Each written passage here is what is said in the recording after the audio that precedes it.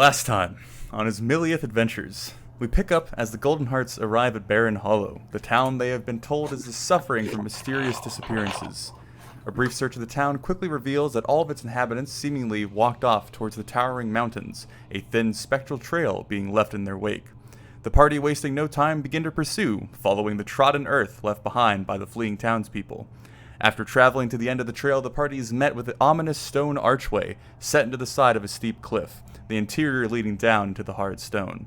Upon closer examination, the thick darkness meets them with an unnaturally cold breeze as the party assumes they have found the infamous Butcher's Hole, an old military hospital that had been the scene of horrific slaughter. Convinced that their goal, Lord Jarrell, would be housed inside, the party begin to descend the sloped hallway, the darkness retreating, only to be replaced by soft cries for help. After pushing farther, our heroes stumble upon what appear to be possessed townspeople, their eyes glowing a dull yellow as their emotionless pleading continues, no doubt serving as a lure for a sympathetic passerby. Finding themselves entangled in decision-making, the Golden Hearts begin to prod their surroundings, searching for any possible solution that could avoid violence toward these tortured souls. Though before that pathway could be revealed, Marcus is convinced he's figured out the puzzle and jumps into action. With the party stumbling to fall, the old warrior alerts the many puppeted souls down the main hallway, their half-hearted aggressions leading to a shambling horde that began to pursue the constant diversion. Unbeknownst to them, the townspeople were systematically led into a trapped hallway, each cluster of townspeople finding their demise on the end of a vicious spear, the corpses quickly piling up. As this takes place, the rest of the party find themselves entangled with a monstrous, muscly beast that seems to pull from a twisted pool of power before finally being bested by Thor. After the final blow is landed and the dust settles, Marcus moves into the doorframe, clothes spattered in blood, weapon firmly in hand, his cool eyes taking in the subdued townsfolk that the party had dealt with. So Golden Hearts, you find yourself in a familiar room, the room that you've been more or less trapped in for some time. The cold, brisk air of the Butcher's Hole that you guys have been fighting through for the past hour or so kind of fills the area around you, kind of creeping into your soul and your body, giving you that on-edge feeling as the conflict begins to kind of settle down and everyone begins to kind of return to their normal demeanor. But you guys are surrounded by about 10 unconscious townspeople, including the small girl and the old woman that had tussled Rolly for so long.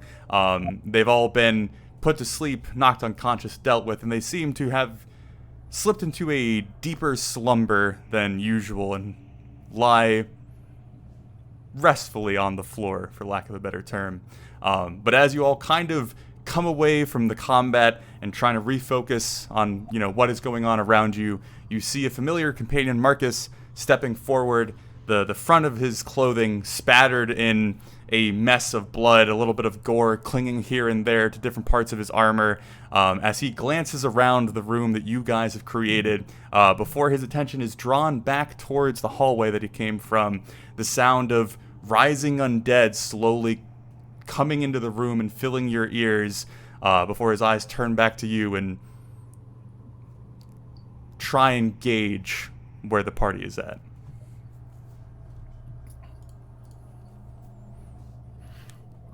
So you said there's, we can hear groaning and moaning. Yeah, it's less groaning and more this, kind of shuffling, shambling noise. You hear the sound of weight being pushed around, fabric being dragged across the stone, maybe bones and whatnot kind of creaking and snapping into place as seemingly some sort of movement is taking place outside the room you guys are currently in. I think Valorant would ask Marcus, what happened outside? Are there more? I have dealt with the combatants, and they have been held in place for the time being. For the time being, are they coming back? It appears some unholy magical energy has taken hold of them, but they don't seem to be a threat as of the current moment. I think a I want to try to settle the question of the villagers' status, if I can. And I'll put my left hand on the old lady and heal her for 1 point. Give her 1 point of healing with my lay on hands and see if that wakes her up and what she's like when she wakes up. Okay. So as you step off to the side, reaching down to touch this elderly woman, you feel the energy that you wield kind of flowing through your arm and out of your hand and into her body. You see the energy kind of dissipate a little bit. Her chest very, very slightly rising and falling in her unconscious state. But as you feel your healing kind of make its way over to her, there's a small fluttering of her eyelids, slowly making their way open as her eyes begin to kind of peer around. Initially, as her eyelids open, all you can really see is the white of her eyes. It seems that she can't quite control her body at this point. The pupils finally kind of finding their way to the front as she begins to kind of roll her head from side to side, back and forth, trying to make out what's in front of her. Her lips begin to part ever so slightly. Noises coming from them, but not quite words at this point. A fragile, weathered old hand reaching up and kind of grabbing your arm, not in any sort of threatening way, but just a very gentle touch, kind of reaching out for any sort of reassuring grip on, any sort of comfort in this strange area she's found herself in. But more or less at this point, she seems to be very confused and not quite there yet, but not... She doesn't show any of the violent tendencies that you guys had seen previously. Bedside manner's not my strong suit. He looks up at Rolly and says, come here, grandmother. And I'd lead her over to the edge of the wall and get her propped up nice and comfortable. And can I just do a medicine check, or is there any way I can see if I can make her a little more comfortable, a little more coherent? Yeah, sure. Do a medicine check. As Rolly is making his move to help aid the woman, you hear Marcus's voice coming up again. Kind of an edge of aggression in it that you don't normally hear from the old warrior. But he kind of gestures his head towards Rolly. Why are you wasting time? These are mere puppets of whatever dark energy is down here. Leave her be. They're not puppets, they're people, Marcus. Just one moment. Just come in here where it's safe. And I turn back to the lady that I'm helping.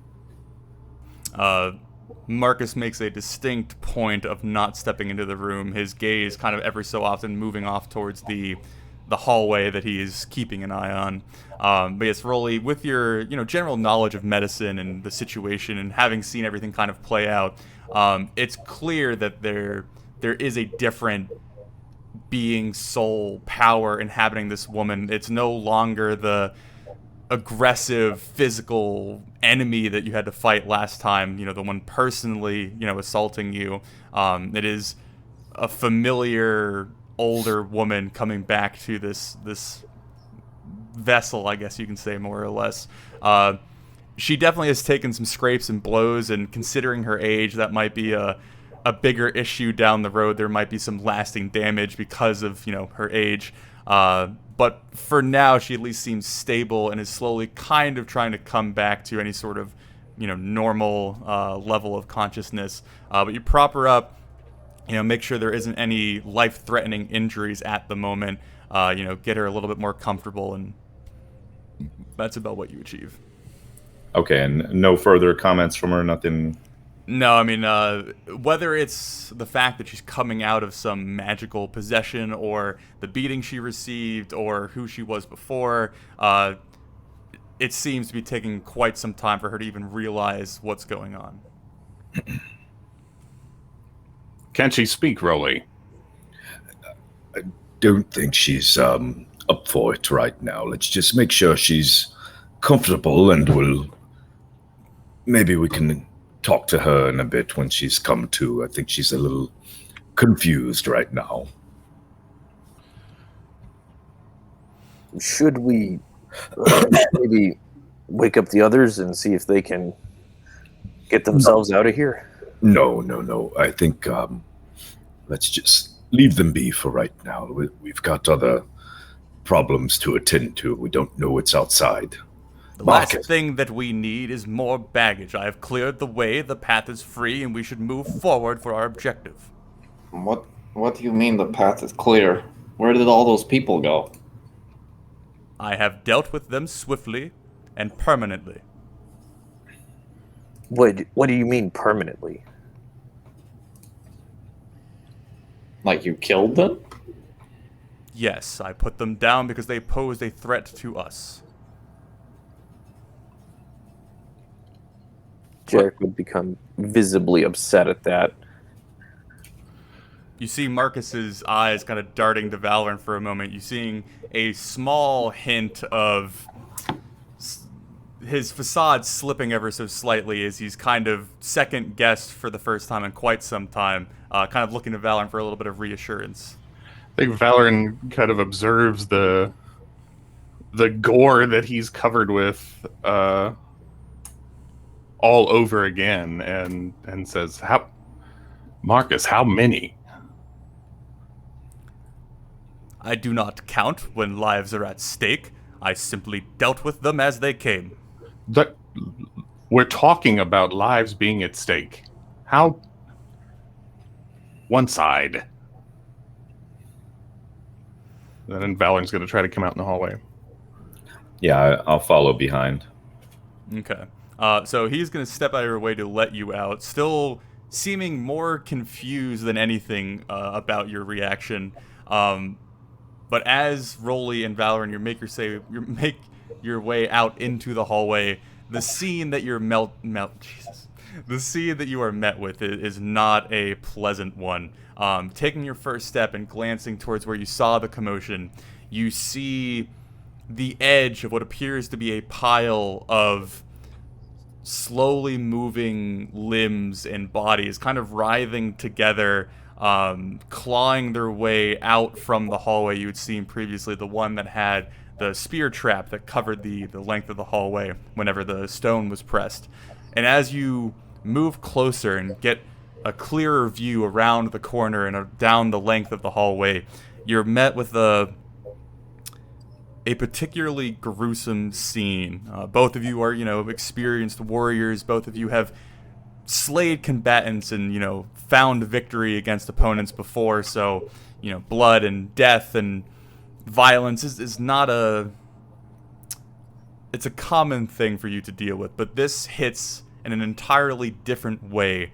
Where you would normally see beasts, monsters, men clad in valiant armor and dangerous weapons in hand, you see almost a seemingly endless hallway of various townspeople, some children, some elderly, some middle-aged, all of them having been reanimated in the position they found themselves in, with the metal spears that came out of the hallway finding their way through their bodies in various ways, pinning them in place as the necromantic energy that now possesses them kind of forces their dead bodies forward. Their eyes no longer glowing yellow, but bloodshot and forced wide as their eyes begin to stare you down as you make yourself known at the end of the hallway. Marcus, I fear you did not solve the problem. You simply turned it into something else. You killed them, and they're undead now. That is where we find ourselves, facing undead, horrible beasts, and that's simply what they were. Would you have wanted me to stand there and let them claw your guts out in front of me, Rolly? Why didn't you lead them to the left? Swift action was needed to save us and my lord. I did what I thought was best, and I dealt with the threat as quickly as possible. Did you? I just, as he's talking, I would just walk back into the room, shove him out with my shoulder, and come back into the room. I'm not going to say anything to that. So not getting the reassurance that he thought he would get from Rolly, his attention then turns to Valorant, a quizzical expression kind of coming across his face. It's clear that this is what needed to be done. Oh, it's clear, is it? That this, and he gestures at the hallway. This is what went through that Pruridian military mind, Marcus? Please explain it to me again. I find it curious that now you choose to bring out your flimsy moral code, boy. Do not insult my intelligence. There was a threat. They were meaning to kill us and end our lives, and I did precisely what I needed to deal with the situation. I have clearly given you far too much free rein, Marcus. You serve me. And I paraded in front of that swine Sarensode and said we would solve it. Well, we have done, haven't we?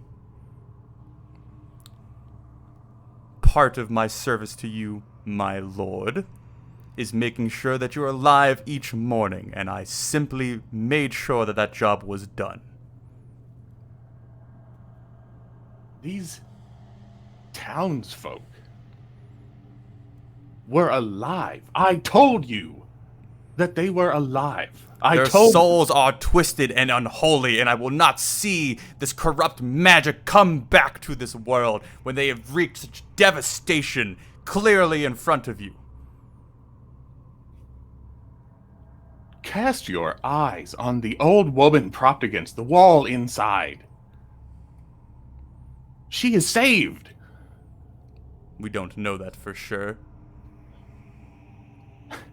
These people have been twice failed by their liege lords and now by us, by you.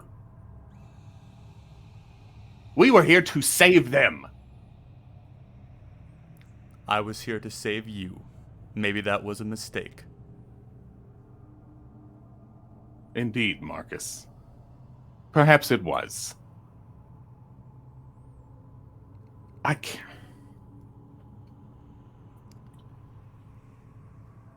cannot understand.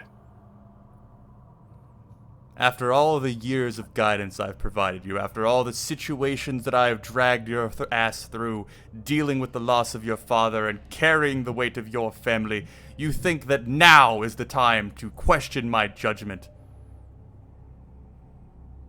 Yes. Yes, I do.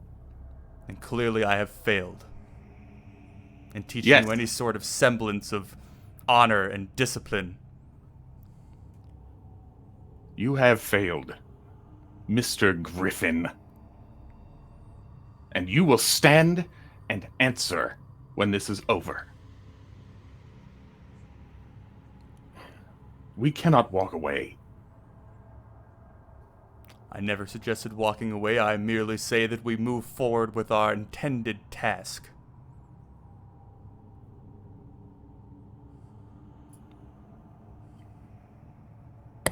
Marcus, that was butchery. How many? I don't care.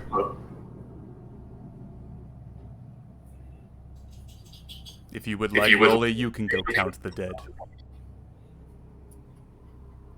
What happened to you? I simply handle situations as they come, and this was clearly the option that we had on the table. It was an option, but there are many more. There always are. I will not be judged by a rambling band of brigands that we randomly latched onto for no purpose more than to form some tenuous alliance with Duke Braun for your own personal gain, Lord Valoran. I think that we have been misled and find ourselves in a situation that no honorable man should be in. I have been misled. And you forget yourself. And you will be judged. You would rather see a deep and long friend ended by some puppet lord's sword, then deal with the weight of this yourself. A friend. What you have taught me today is that I do not know you.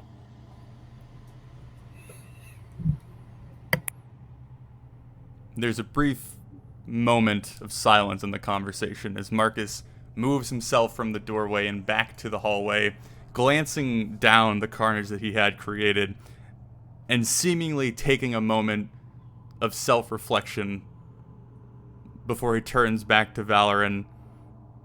And you see a deeper emotion cross his face. Usually where you would see a stern, no-nonsense, single-minded Marcus, you now see an overly conflicted one, which is unnerving, to say the least, as it's not a usual sight for Marcus to wield. But he turns back to Valoran before glancing back down the hallway. Whatever you think is best, my lord. But I will make one thing clear. I will not serve at the justice of some lesser man in this foreign nation that we have found ourselves in. So if you are going to dispense justice, I say you do it here and now.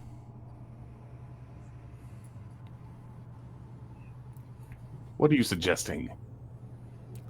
I'm suggesting that you stop being a boy and become a man, own up to these accusations that you are throwing and the judgment that you think that you hold over me. You want me to fight you, Marcus? I would never raise my weapon to a member of your house. I respect it too much, and I have served it far too long. But if you are going to drag me in front of someone else and force them to end my life for you, I simply say you should do it here and now, because no such thing will occur. Nobody was talking about ending lives.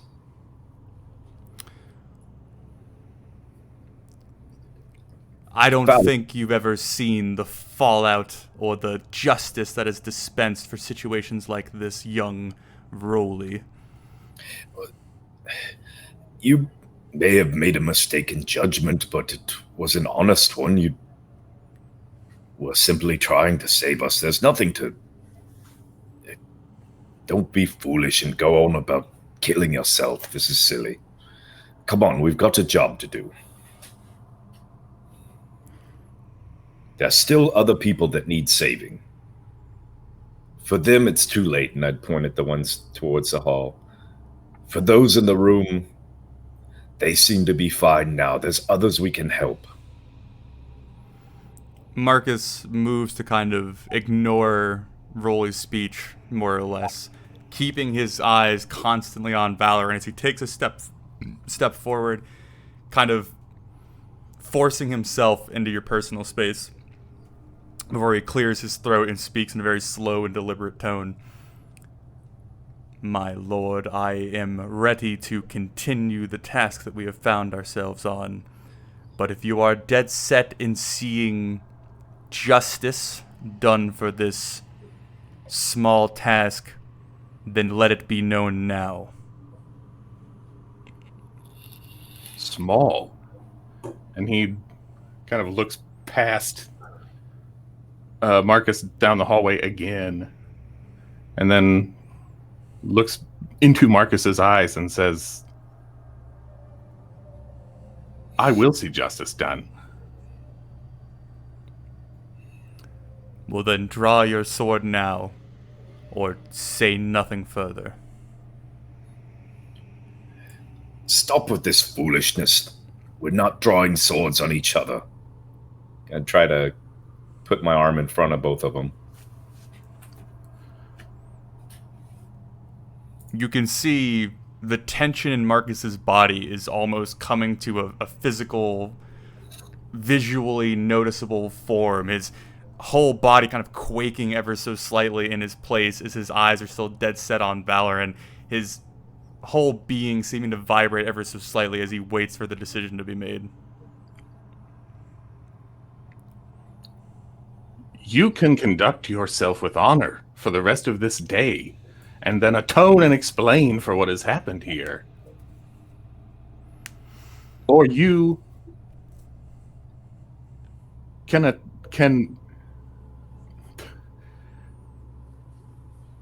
or you can attack. But I will not make it easy for you. If you are a traitor, then be a traitor. If you are not... As the word traitor leaves Valoran's lips, you see his face twitch harshly and distinctly before his eyes finally downcast down to the floor, and you see him take a very deep and level breath before his eyes slowly raise back up to Valoran, a small smirk growing at the edge of his lips as his eyes remain cold. Then a boy you shall remain. And with that, he quickly shoves himself backwards, getting a small bit of momentum before throwing himself into the clawing, writhing mass of bodies behind him. And you see them begin to take hold of him, dragging him into the mass, seemingly with another form of unnatural strength as his eyes continue to be locked on Valoran as small grunts of pain and discomfort come from the old warrior as hands, fingers, claws find purchase in various parts of his body, grabbing his ear, hooking into his mouth. You feel this eerie, disgusting energy suddenly come forth as this emotionless stare is locked with you, Valoran. Valor doesn't move. He just watches, and Rolly can hear him mutter, "Marcus." Am I able to jump in and try and get him? If you'd like. Yeah, I'd like to try to grab him and pull him out of there. Okay. Give me athletics. Crazy town. All right.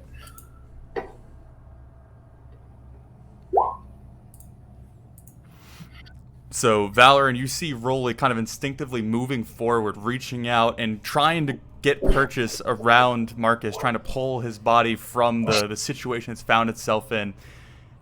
And it almost could reasonably be done, even despite the fact that he's almost become one with this now writhing mass, except for the fact that when you go to reach for his foot and your hands get around his ankle, instead of being able to keep your firm grasp, you feel him swiftly kick his foot out, and your hands slip. One of the undead hands from the writhing mass kind of comes out and swatting yours, kind of pushing it away, before you hear the distinct crunching of Marcus's bones beneath the pressure, and you hear the first audible scream coming from the warrior, having held his tongue this entire time, now that his body's beginning to break, letting out the extreme pain that he is slowly being pulled into.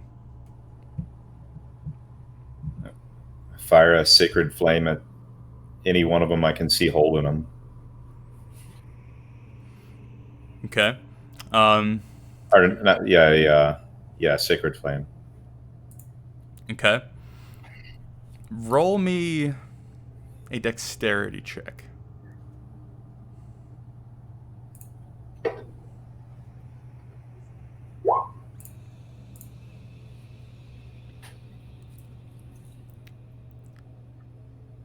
As you begin to draw forth energy from the mother, feeling it manifest inside of you and release out of your arm, the blazing radiant flame kind of filling the hallway and casting this light across this gruesome scene, you quickly realize with your first initial blast that you are not able to discern the undead from Marcus, and if you continue, you would simply be serving to burn parts of Marcus's body as you attempt to blast away the hands that have him grabbed.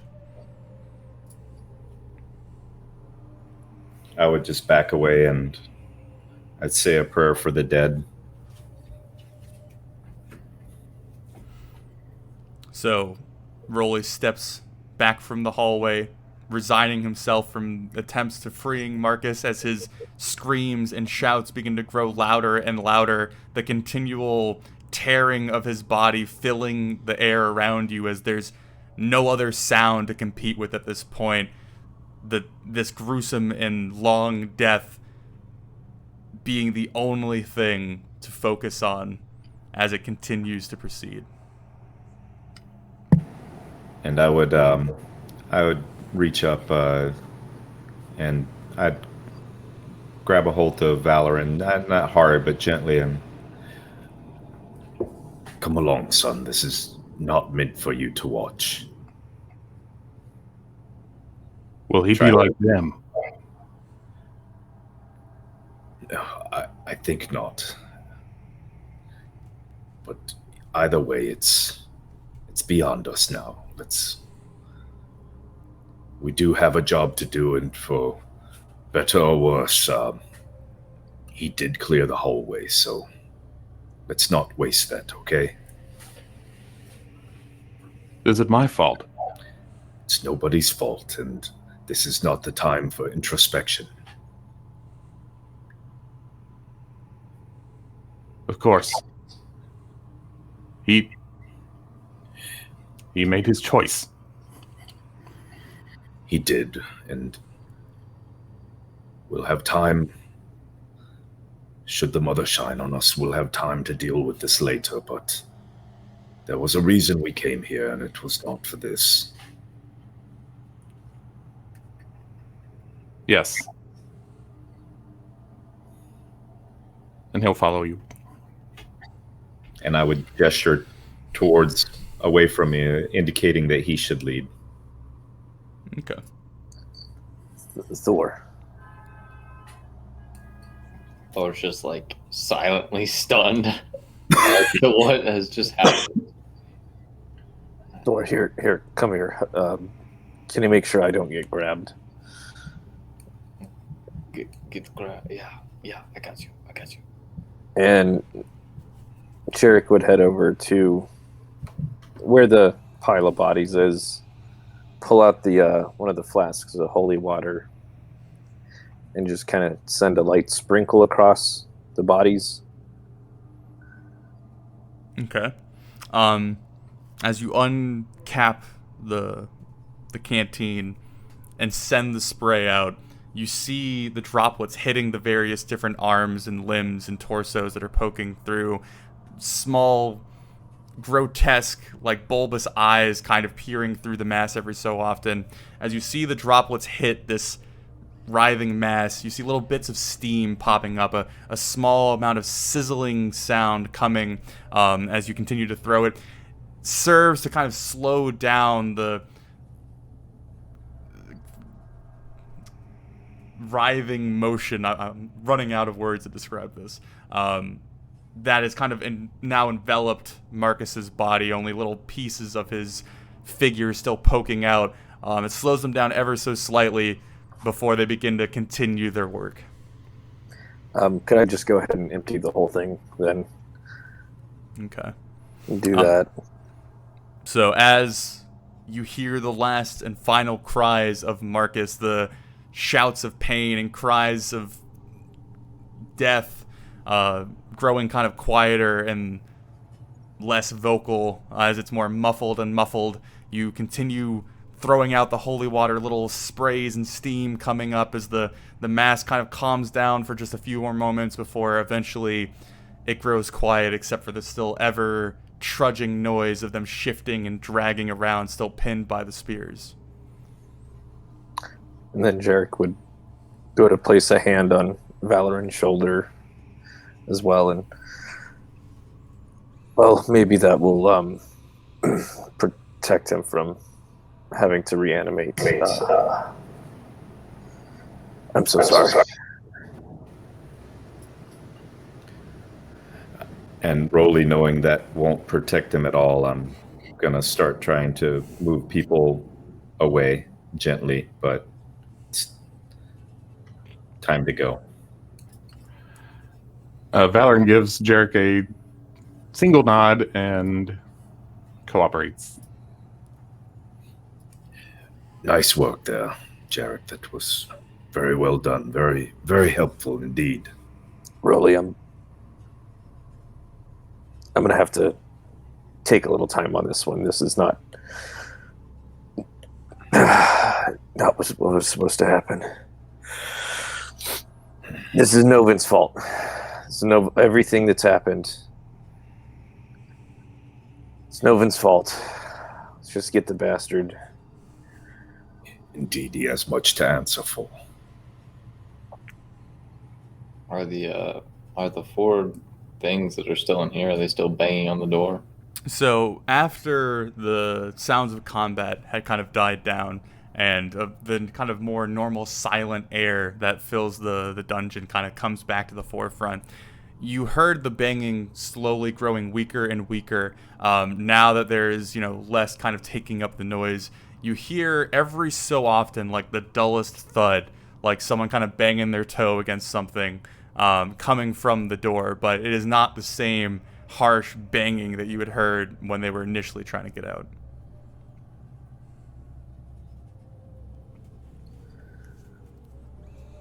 All right.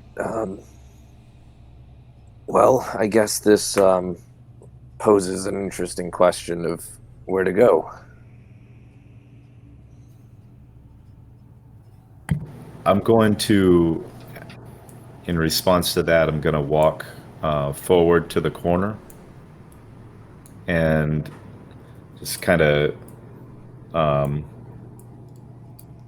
peek around the corner a little bit. Is it clear? Yeah, so where you had seen previously this kind of endless horde of yellow eyes continuing down as far as you could see with your dark vision, even past that, the glowing allowing you to see even in the dark, it's now empty, very ominously empty. And again, the slight banging that you hear coming from the door to your south, you hear a similar sound of that nature coming from the door, both to your left and to your right. Nothing, loud and alarming and violent, but that like continuous kind of gentle, like thump, thump, thump. I think there's more of them. I'll go back. I think more behind the doorways, but the doorway appears clear. Do you think we can, maybe not to the extreme that Marcus did, we could lead them somewhere? Well, it's possible if we can get through here and maybe at least interrupt Novin, then his spell or whatever he has going on might just leave them. Yeah, but we have to find a way. We don't even know where Novin is. We just know he's here somewhere. Or we think we know he's here somewhere. Jericho will point over to the southern door, and there was some boulders in that other room. There might be something behind there. You never know. The monastery we were at was pretty twisty. A lot of, there were multiple passages, I think, to various places. So maybe we'll get lucky here. I mean, I think that's not a bad idea.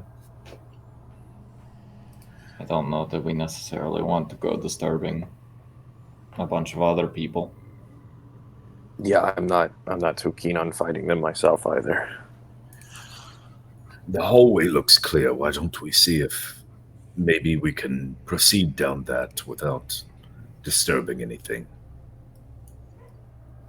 That sounds good. Okay. So, And do we have light going right now? Jarek has the pocket sun, and Rolly has dark vision, as far as I am aware. Okay, I'm just making sure. Yeah. For thematic sense, can I have tied the pocket sun around me? It was in a cloak, I think it was, and then just kind of like a fanny pack style. Yeah. It'll just if you take damage or thrown around, jostle, there will be the chance that it might become dislodged. Fair enough. Okay.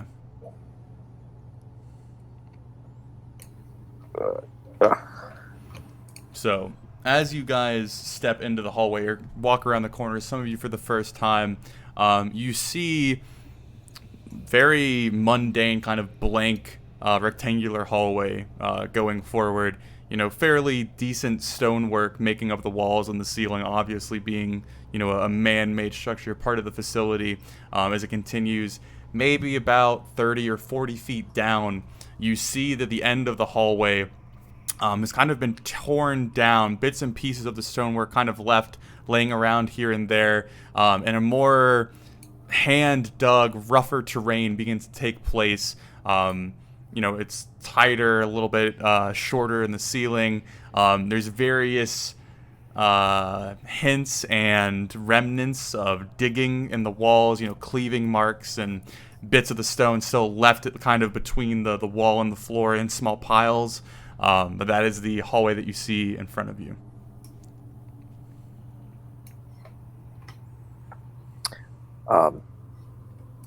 Thor, Valun, would y'all mind heading up? I'll definitely back you up.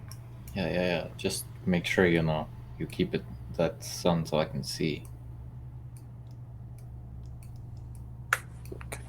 Justin.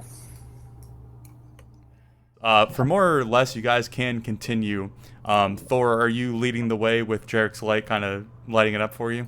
Yeah, I'm looking for traps. Yeah, You know, yes. I've been burned by that before, you know, so Go ahead, give me a perception check then, Thor. absolutely. Whoa. I love That was seeing you right. blinded. Yeah. I'll give it one too. I'm definitely Okay. also looking out. Good Awesome. thing. Good thing. Kicking it good old Thor style. So as Thor goes to like turn his head to cup an ear to listen, Jarek doesn't quite understand what's going on and flashes him with the pocket sun, kind of disorientating him for a moment as he kind of flinches away and can't quite feel anything around him. But Jesus, Jack. Fuck. Valor Yeah, being yeah. a little bit more used to keeping his senses about him, it's very faint, but you hear kind of echoing down the hallway towards you, down this kind of rough cave that you find yourself in, this like So that his shield arm, he holds it up like that. mm-hmm. I hope. Listen. If you guys all stop and take a moment, you can all kind of discern the same sound that he heard. What the fuck is that? Where's that coming from?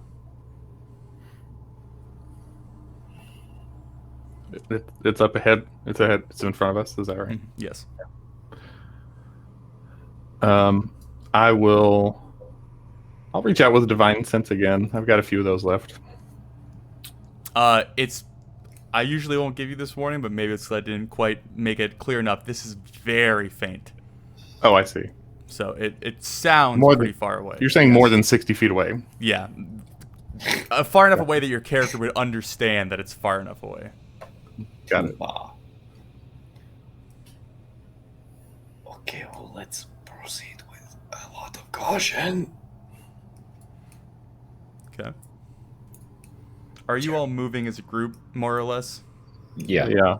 Okay. Well, let's get a round of stealth checks from everybody just to see how you guys are moving. And Rolly and Valor, and you have disadvantage, correct? That's right. Yes. Jesus. Still, where are you? Oh, there So you we are. got an 8, a 7, a 15, and a 7. You guys are not making the smoothest of movements forward. Just keep that in mind. I mean, I'm being super stealthy. I don't know what you're talking about. I think we're aware that this is not a stealth-based group. Oh, I was about to ask, why does Thor have disadvantage? But he doesn't. That's No. it's the disadvantage of being Thor. So, as you guys move into this bigger room, feel free to move to like the entrance, but try not to move too much farther past it. It opens up into a much larger, taller, kind of cavernous space. You see various discarded bits of mining equipment, almost stuff that's kind of familiar from Dragoncliff Mines, the kind of machine-driven jackhammer that you guys had seen that had been being pushed by the possessed people I guess what goes around comes around at this point. But you see, old pickaxes and broken crates, and the general idea of this used to be a working mining room is kind of what's left. It very much appears that no one has been here for quite some time. There's a thick layer of dust kind of rested over everything, but in the center of the room and kind of leading in a direct path from one entrance to the exit, you see that the dust has been disturbed. And on the edges of this disturbed area where you see the barren cave floor, you see every so often an odd footprint coming out of the kind of bigger grouping of cleared area, kind of giving you the sense that there was a large group standing here before that has now moved and kind of disturbed all the dust leading in front of you, but now has left you with an empty room. My question would be, is the footsteps going away from us? They're not. It's hard to tell which way they're leading, because really all you see is a cleared spot on the floor that you're like kind of walking through, that has found its way, back towards the hallway you're coming down.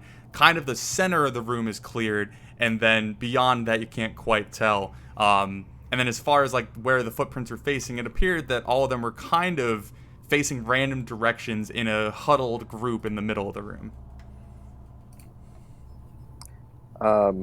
Can I maybe roll insight if this was where the group and Big Boy was? Give me intelligence. We're great at these. There we go. It is a safe assumption that that's probably the answer to this question. Okay. I'm pretty sure that this is where everyone came from, so it should be relatively safe for us. Yeah, that's what I was thinking, but I didn't know. Has this Novan been making people dig for something? Yeah. Body parts of a evil god, I think it was. Or, something like that. Could not be an evil god. Yeah, well, let's hope not. That's for sure. Yeah, I can't fight the god. Not yet. I'm getting there. I need my dragon first. Does this all look like new digging, or is this part of the old structure? It's pretty easy for you to discern as a dwarf and being, familiar with this kind of thing. The age of the tools, the age of the mining itself, it's clear that this is old work with very old tools left behind. This isn't anything recent. I don't think this was the townspeople. Well, let's see if there's another exit or two out of here, and maybe what we can hear down those tunnels. Okay. Moving up.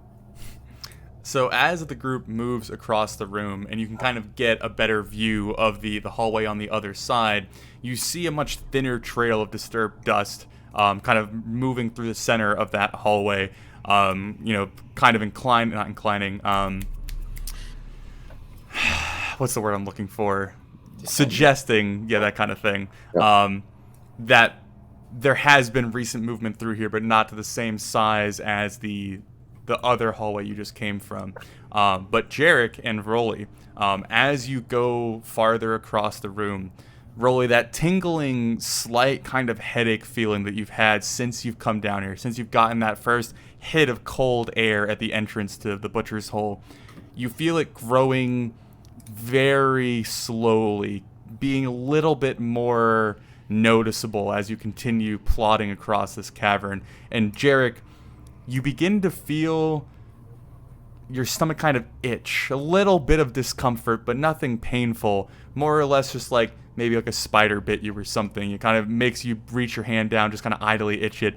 Nothing too in your face, but you do notice it. I'd check to see if there's any colors.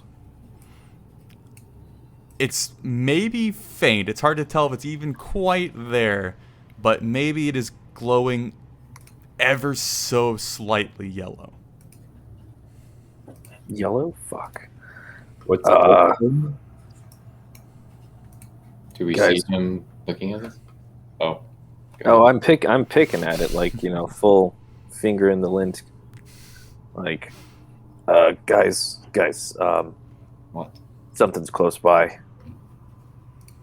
My belly button is feeling a little antsy here. Is that breathing sound any louder? Yes, it has been growing steadily louder. And as you get to kind of like the exit of this cavern, kind of back into the hallway situation, you can distinctly hear it echoing from the smaller hallway you see up to the north, leading to the west.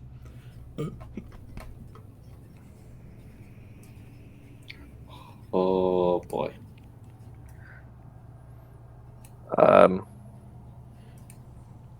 Yeah, I think Jarek's gonna ready his crossbow.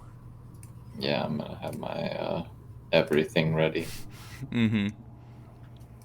So as you begin to move into the hallway, reaching to about where Thor is, about 5-10 feet away from that kind of splitting off hallway, you hear the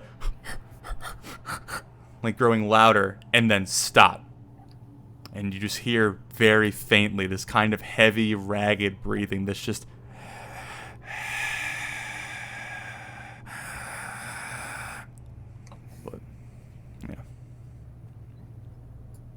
And like, how close does that sound? you could probably hit it with a stone. I want to look around on the ground near me for a stone. Okay. Conveniently. Yeah, there's a bunch of loose stone between the floor and the wall, so it's pretty easy to find that. All right, so I'll tuck a spear under my arm just long enough to pick this rock up and kind of hold it up to the other three, like, I'll go ahead and twiddle some light onto it. I'll pick up a rock, not really knowing what is happening. I'll figure if they're going to do it, I'll do it too. I'll pick one up and I'll cast light onto it. Mm-hmm. meeting of the minds here. Yeah. Okay. It's a rock solid plan. I'll light up Thor's rock too. So, Well, you can only do one at a time, but I figure we could throw rocks. so that once his rock is lit up, he kind of looks down at it like, sort of shakes his head no, but then he starts to make like a mock throwing motion down the hallway that we're in front of. And as he's mock throwing,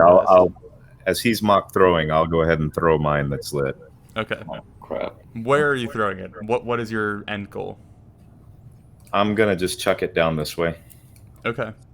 It wouldn't reveal anything more to you because you can already see there. You have to move kind of more around to see farther. That's already lit up as far as you can see. Oh, okay. And All right. the sound that you guys have been hearing is distinctly coming from the western hallway, the one that kind of breaks off from this main one. The West, left. I don't see where the break is. Right there. It's I kind of don't- hard for you to see. Oh, Yeah, I don't think we're far up enough. yeah. So, there's a fork in this. Yeah, Okay, I sorry. did not know I tried to make that clear. I couldn't tell if you guys could see it quite yet. No, I can't see. Okay. It just looks like it curves off. Okay. Yeah, there is a split there. It's a much Well, so smaller. when he throws that rock, does something come out? Well, I was wondering if he was throwing the rock, giving the information. Probably towards that sound, I would imagine. Okay, so you're throwing it down the smaller hallway.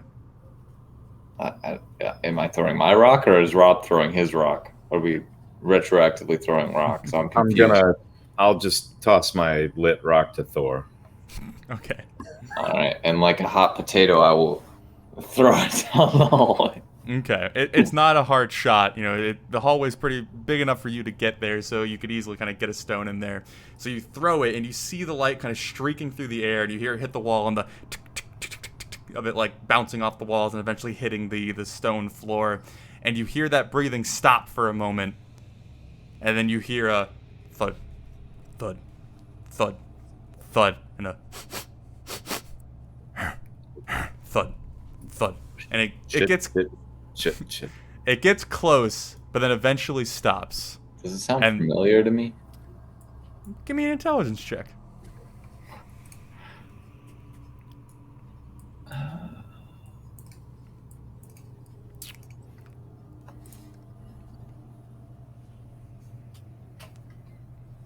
Been around Buffy a lot. It's not Buffy, that's clear. Okay.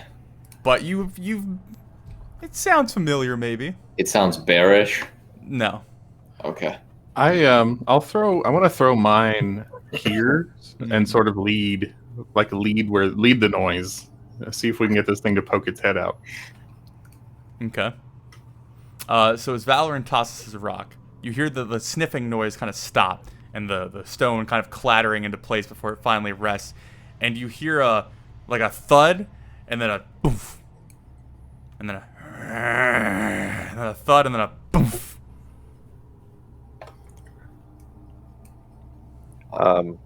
Can I, as stealthily as I can with the pocket sun,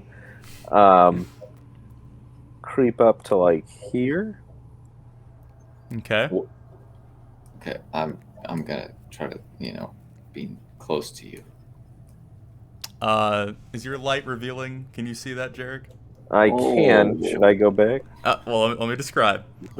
So as you step forward very slowly, kind of trying to just put enough light down the hallway with your pocket sun that you can see, you get a few steps forward, you kind of crane your neck to look down, and you're met with this snarling, gruesome, familiar face. It's a different individual, but it's that same hulking, monstrous beast that you guys had just fought in the hallway previously. And as your eyes kind of, as the light kind of casts across his eyes, a small glint kind of catching and reflecting, you hear a and you see him try and move forward again, and the whole cave around you kind of shakes for a moment as he can't move through the tight hallway in front of him. Shit. I'm gonna step up and cast Sacred Flame on him. Okay. So you step forward, and Sacred Flame's radiant, correct? Yeah. Yes. It's a saving throw? Dex 16. Ooh. So as you step forward, where he had kind of been trying to shove himself forward, as he sees the light kind of forming at the tip of your fingers, apparently some deep-seated small molecule of intelligence comes to the forefront as he kind of leaps backward and kind of dives into the stone behind him as your Sacred Flame goes blasting down the hallway, finding empty air as the hulking mass kind of ducks around the corner. That's right, and don't you come back. You hear Rob. Damn it. Roll it. I took care of that. We're safe now. What? Oh, God. I don't think I want to figure out if it can fit down the hall. Thor, give me a perception check. Oh, yes, of course. I perceive everything. Okay, you don't hear anything. Awesome. Wait, dude, but is the thing still there? It is ducked around, and you hear it still like shuffling around, making noise, thumping around, but you can't see it. Can I try to sneak up? If you want. No. Stealth check. Can I fit? Yeah, it's a tight fit. It might be difficult to use your weapons fully. Maybe your sword will be easier than your great axe, or your rapier. But you could fit. It's just tight. Oh, okay. I don't. It's just all blank for me now. You can hold Alt and place yourself more strategically, so that you don't have to hit the grids. Strategy. Yeah, give me a stealth check. Is anyone else doing anything during this time? Thor, get back here. Thor, get back here.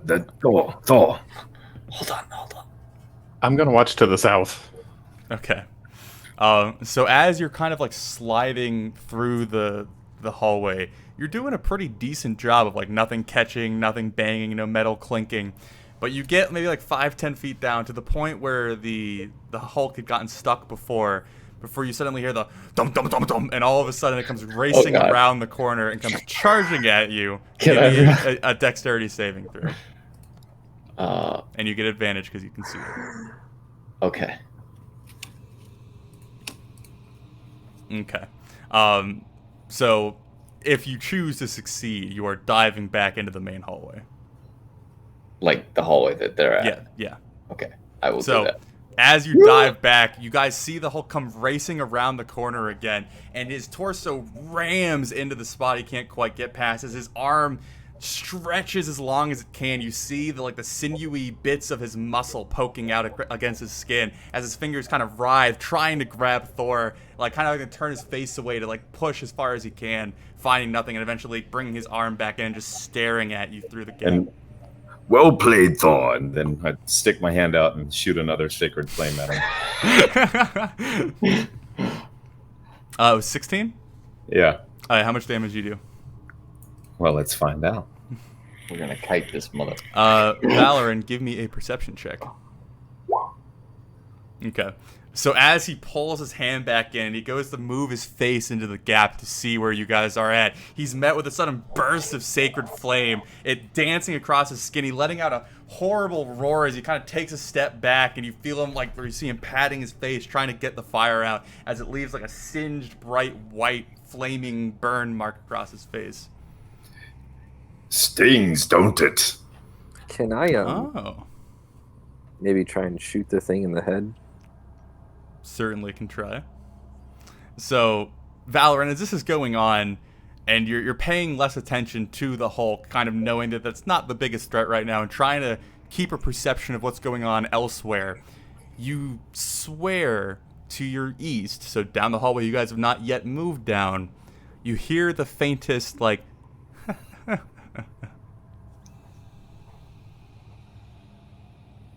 Someone's behind. I'm gonna, as often as you're gonna let me without us being in combat, I'm gonna keep. it can't reach you. It I'm cannot gonna- hit you guys. Yeah, so I'm gonna keep shooting this thing, until Okay. until we roll initiative. Every time I'm able to, I'm gonna keep blasting it. Okay. Jarek, are you I'm- shooting it as well? You know what?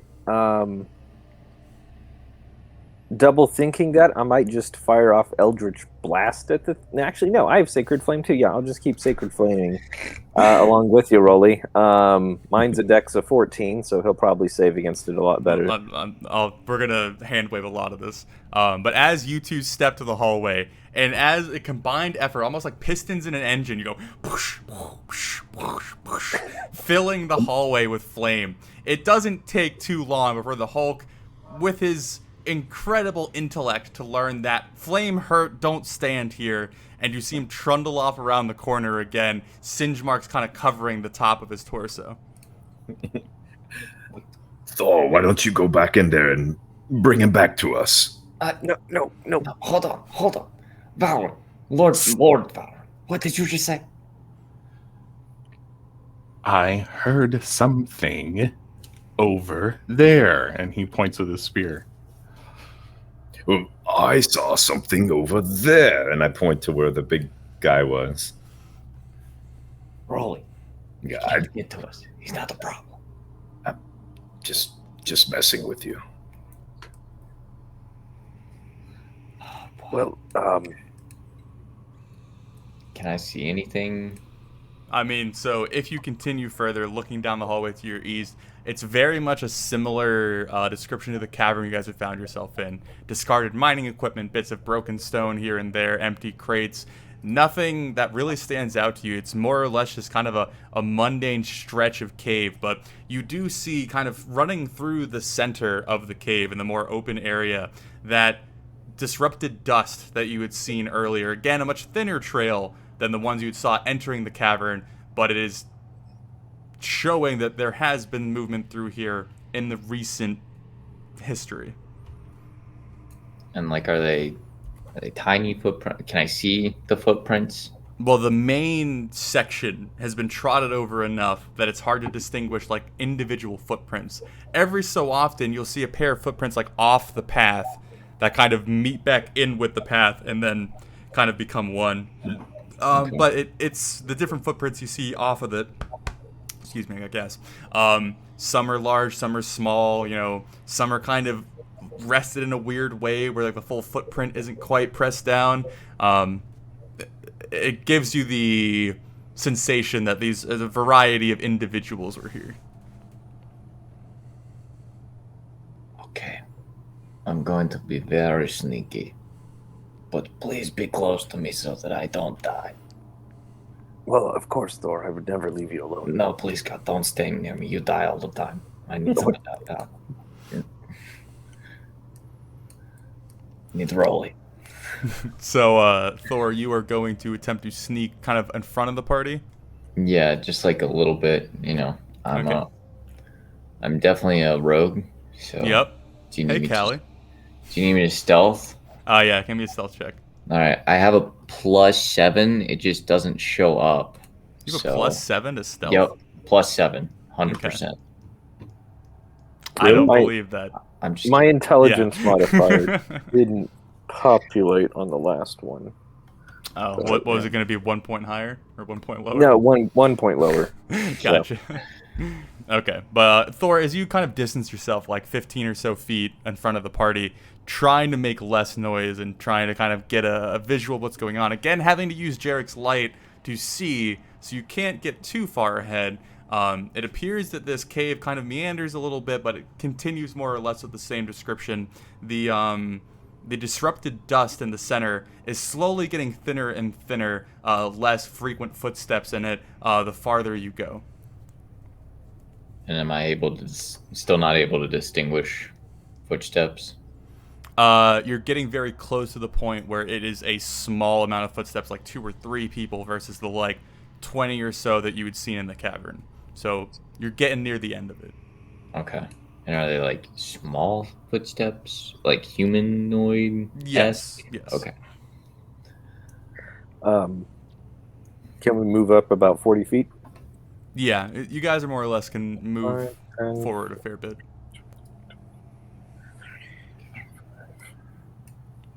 Oh Jesus.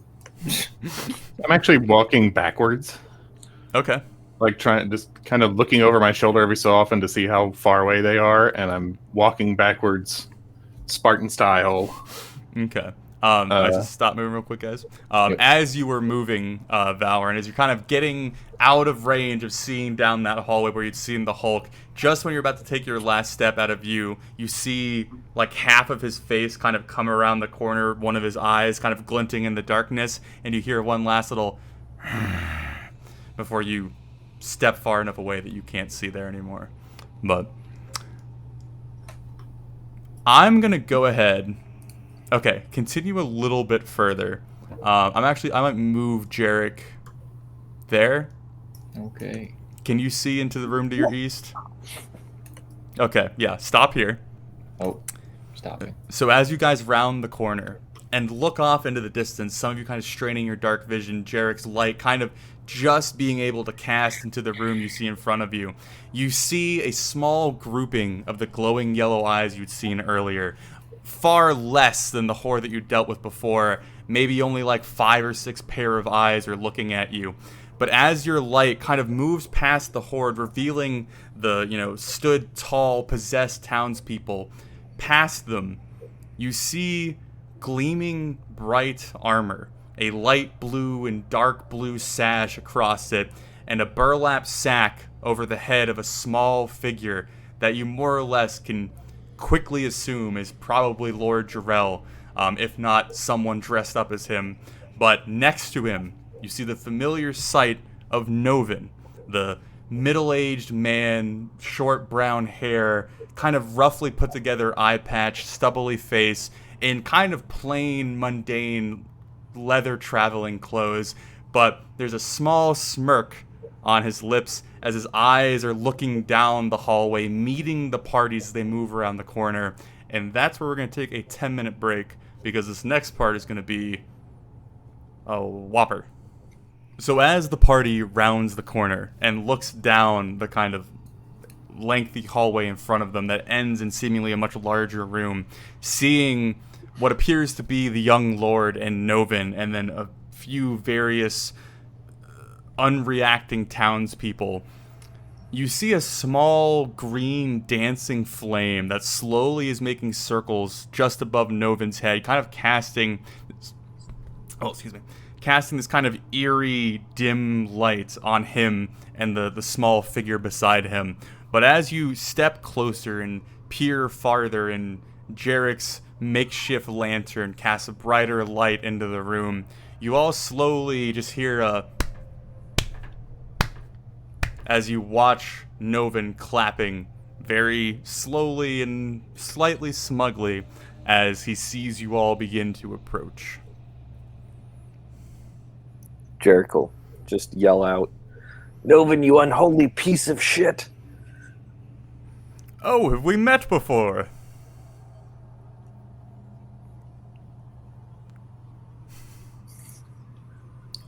Just give him the finger. Jer, And then I would just echo him after he said that. Novin, you unholy piece of shit. It's such a shame to see general greetings going out the window. Where is all the politeness that I have left behind? Well, has Duke Braun graced me with his presence, or has he sat aside for this quest as well? This isn't about Duke Braun anymore. What you've done to this town is unacceptable and unforgivable. What I have done to this town? I have done nothing to this town. It appears that one of your own has made that ultimate decision. Only because you had begun it. At this point, Valorn might, like, the conversation is clearly happening, so he might turn around and come closer to the rest of his group. Mm-hmm. And he'll say, "What was it? You? Did you do something to Marcus's mind?" You hear kind of a soft chuckle. And by the way, as you guys move closer, some of you might be able to see the Hulk besides the figure that might be Lord Jarrell. It is staying stationary, its eyes focused on you as you approach, similar to the possessed townspeople that still stand, their eyes following you as you move forward, but none of them making any movements. But as Valorn, you speak, you hear the slight chuckle before being met with Novin again. I did absolutely nothing to the minds of anyone who entered this dwelling. It appears that whatever situation you find yourself in was brought upon yourself.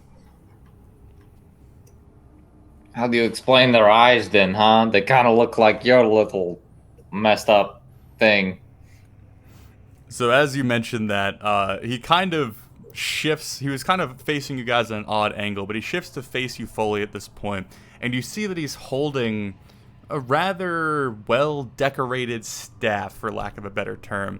It is this kind of silvery gray-looking wood texture that has, semi-intricate carvings kind of running up the length of it, except for the small part where you're supposed to grasp the center of it. But at the top, kind of almost spilling out of like a cup-like shape, appears to be solid, unmoving tentacles that kind of drape down the top of the shaft and kind of create this almost like mace-like feeling at the end of it. But he kind of pulls that up and kind of holds it out to show you before answering Thor. Well, I find this is quite the useful tool for facilitating some populous movement here and there. I suppose it's worth asking, just for form's sake, if nothing else. Would you mind terribly giving us Lord Jarrell and letting us leave with him? It's a good question.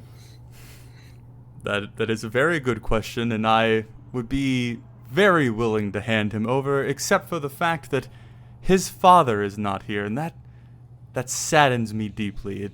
The lack of love that Duke Braun must have for his own offspring to not even come himself. How was he holding that staff? He's facing you, kind of holding it in one hand, his hand kind of gripped around the center of it, kind of held maybe a couple feet away from him to kind of put it on display. So what do you have with Duke Braun, huh? Everybody seems to have beef with this guy. Well, if I revealed my intentions, that would end this wonderful game that we've been a part of. We're playing a game? Well, I certainly am, and Duke Braun certainly is, whether or not he wants to participate voluntarily. Who's closest? Thor, give me a perception check. Let's freaking do it. Plus 17 to perception. That's right. Hey. So as you're speaking, and your eyes kind of moving ever so slightly to the figure beside Novin, again standing in that very upright, stiff position, under the burlap hood that covers his head, you see faint yellow light kind of slipping out between the holes in the fabric. Imitating that of the possessed people. You could assume as much. Can I try to, like, relay this information, like, whispering it back? Yeah, you're certainly far enough away that you could whisper without him hearing. Guys, he possessed Jarrell. Should I, No, Sure. that's good. He'll shut up then. He's very quiet that way. Well, should I try and shoot the staff? I think I can maybe knock it out of his hand. See if that'll disrupt it. I don't know. What are you all whispering about? I thought we were in the middle of a conversation. We're playing a different game. Hold on. Sorry, are there two figures with bags over their head? No, there's Novin, who's talking with you, and then the small figure beside him, which you assume is Lord Jarrell, has a burlap sack over his head. He's dressed in very fine plate mail, the colors of House Krator on a sash over it, and then beside Lord Jarrell is a Hulk that is just standing there eyeing you very silently. Okay. I thought he had two prisoners there. No. He does have about 7 possessed villagers in front of you, watching you guys talk and approach.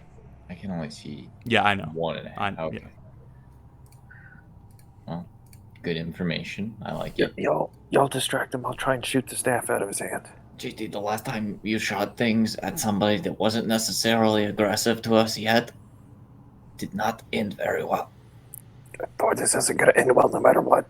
Well, yeah, but like, let's like hear him out, see if we can pry information from him, figure a little bit more out before we rip his head off. It's very rude to whisper when in the company of others.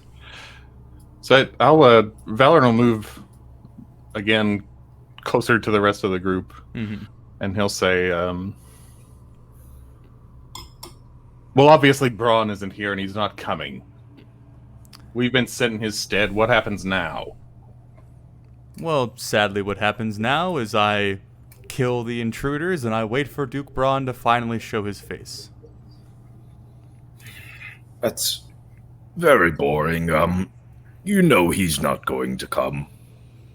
Well, perhaps I'll just keep stealing things closer and closer to him before he finally leaves his little fortress.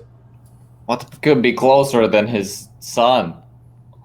You would think that he would come out for his son, but apparently not. I mean, he sent us. I think we're pretty cool,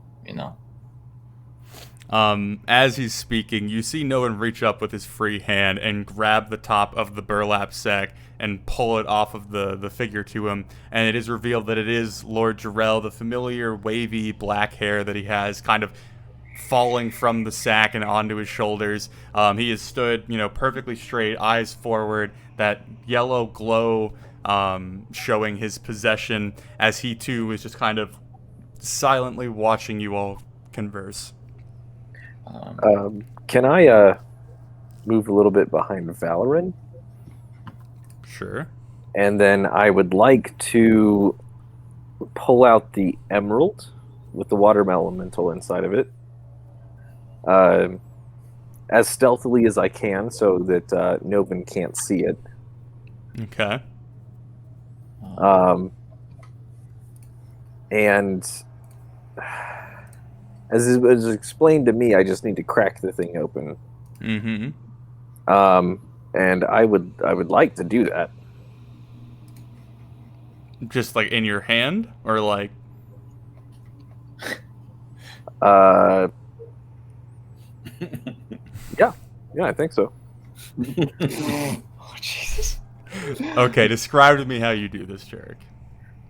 So kind of maybe hold it behind my back a little bit and like smash it against the wall.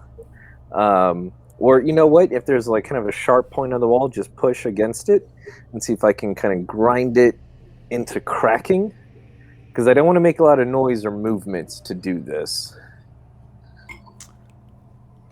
Give me a strength check. Oh, jeez. We're doomed. Not. Famous last words. I have a plan. Okay, that would be a 6, but I'm gonna burn a lucky point. Okay. And make it, what, an 8? Yeah, I'll make well, it a 2. probably. Can I ask something while he's working on that? Sure, go for it. So I'll ask him what. God damn it! We'll get to you, Jarek. What is your issue with the Duke anyway? You look more the type that should be quarreling with swineherds and washerwomen. Oh. Well, I see that we are dealing with someone who probably frequents noble parties, but if I reveal what my problem is with Duke Braun, then that would end his speculation, and half of the fun is coming from seeing him squirm and try and figure out what is going on. So it's personal. Very. So, as you are talking, Valorant, behind you, you hear this kind of like... And you kind of glance real quick, and you see Jarek is grinding the stone against the wall, and it's kind of like slipping out of his hand and kind of like rolling away from him as he keeps trying to like put pressure on it. Jarek, you cannot quite get the right leverage or the right spot. You're just kind of scraping the emerald across the wall, making a fair bit of noise while doing it.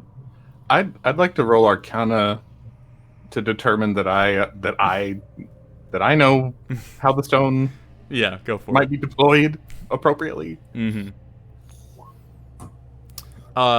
You have seen weapons and tools of this nature used before.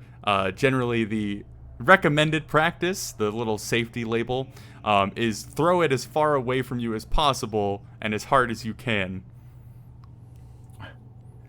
So I'm going to whisper at him, when the time comes, you throw it. Wow. Oh shit! While they're like interchanging, I'm gonna try to like distract him as best I can. Novin? Yeah. Okay. So like, what do you want us to do? You want to fight us? Is that what's happening here? Well, first off, why are you not coming in? Am I not being hospitable enough? Why do you stay so far away? Well, why don't you come to us? It's just a lot easier that way, you know? Us royalty and all. I've been sitting here waiting for some time, and it'd be very polite for you to take the final steps into my room. Do I Said the spider to the fly. Yeah, do I see anything on the ground that might be tripwire or... Somebody have a high perception. Yeah, I would be looking for the same thing. Do I see? Go ahead and give me a round of perception for whoever wants to do it.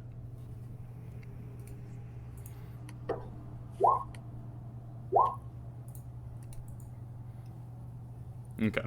So, Jarek, as you're told the proper usage of the stone, you kind of like tuck it away for the moment and kind of glance around.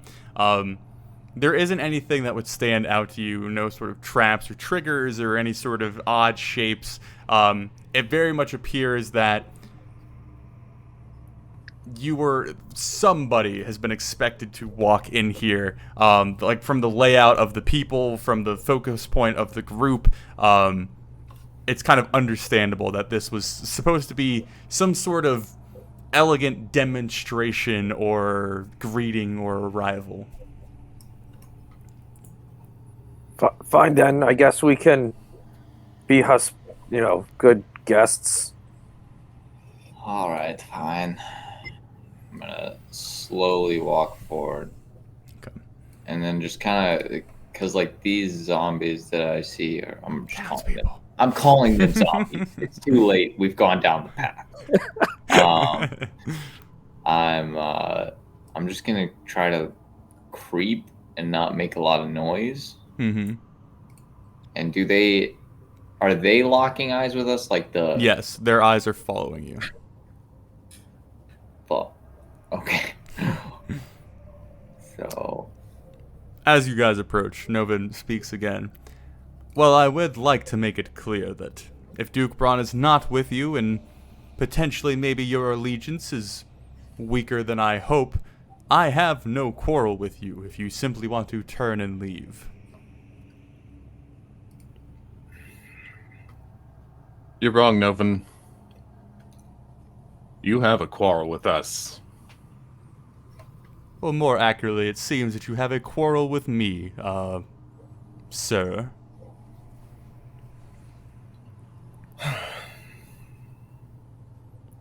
Jarek will call out from the back. But tell us, Novin, what god do you serve? oh yeah, I was gonna ask about that. But what was the name of the Torridin. Torridin? Okay, that was one of. I mean, I'll let him do his stuff, but As you speak, Jarek, he kind of passes by your question, kind of focusing in on Valor, and, well, if we are skipping introductions, I guess I will find myself. And then he reaches up, and you see his hand pull the eye patch away, and you see the familiar gray, dead, cracking skin around the eye, and the extremely stretched, bulbous eyeball that is bloodshot and veiny, with the pupil a bright yellow, and the iris a bright yellow, and the pupil this kind of serpentine slit. And as he pulls it up, Valoran, you see the eye connect with you. And for a brief moment, you see the flash of Marcus's face in front of you. An image that you hadn't seen for a long time. You're wrenched back to your home, to the small field outside the front door of your house, where you and Marcus, when you were younger, would frequently practice and train and spar, where a lot of life lessons had been passed down onto you. And for the briefest moment, you're wrenched back. You feel the familiar scent of the vineyard filling your nose before you are violently pulled back into reality, and you let your eye fall from the yellow eye, and Novin's smirking at you. Well, Lord Valoran, welcome. It appears you have lost something rather precious to you today.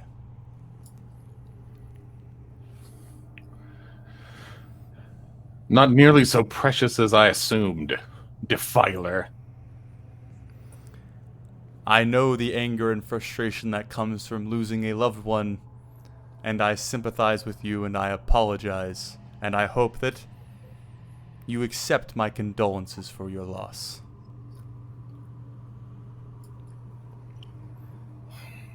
How could you know?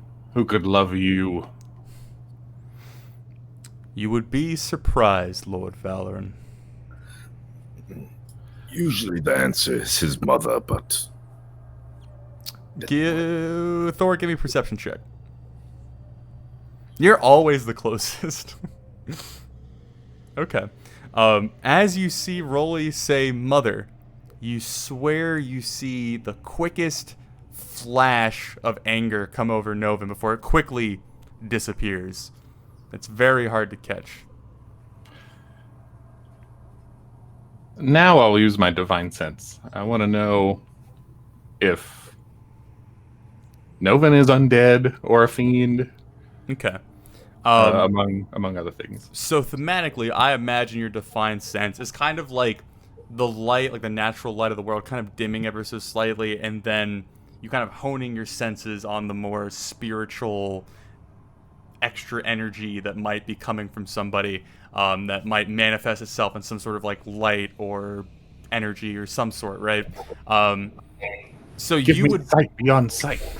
So you would be familiar with what like a normal response or normal energy level of a fiend or a demon or a necrotic evil energy might be. So when you take a moment to kind of pull that energy into yourself and using it to reach your senses out. When your eyes reach Novin's figure, where his good eye was, you see it's been replaced by a similar yellow eye, giving you this intense, unbreaking stare.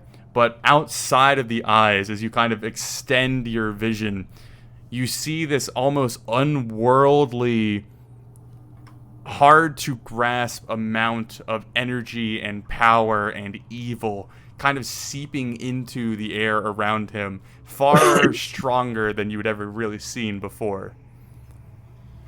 But it's such a new thing, it's hard for you to place a label on what it might be. Would it be worth a knowledge history at this point? Or too unfamiliar? Yeah, it wouldn't really do you much good. So I would like to address him. Mm-hmm. So what did Toradon promise you? Is that his name? That's it. Yeah. Okay. What did he promise you, huh? Bring your mom back? As you speak, you see the yellow eye move to you, Thor, and quickly you are brought back to the moment that you were rolled over and Buffy licked your face, when you could still feel the sting and the pain from the scars that Kuztar had left on you. And you feel the quick embrace of the coldness of the snow, something you almost find comfort with from, how you were raised and where you're from. And you're left there for a moment, just getting the first lick of that grizzled bear's tongue before you're wrenched back in and you're met with a smirking Novin yet again. But this time, as you come back, you see the smirk fade, and he ignores your question as he kind of interjects his own. I have met you all before. Thor, I'm sorry to hear about your mother. Were you able to reach her before she passed? No, I wasn't. I'm sorry to hear that, Thor.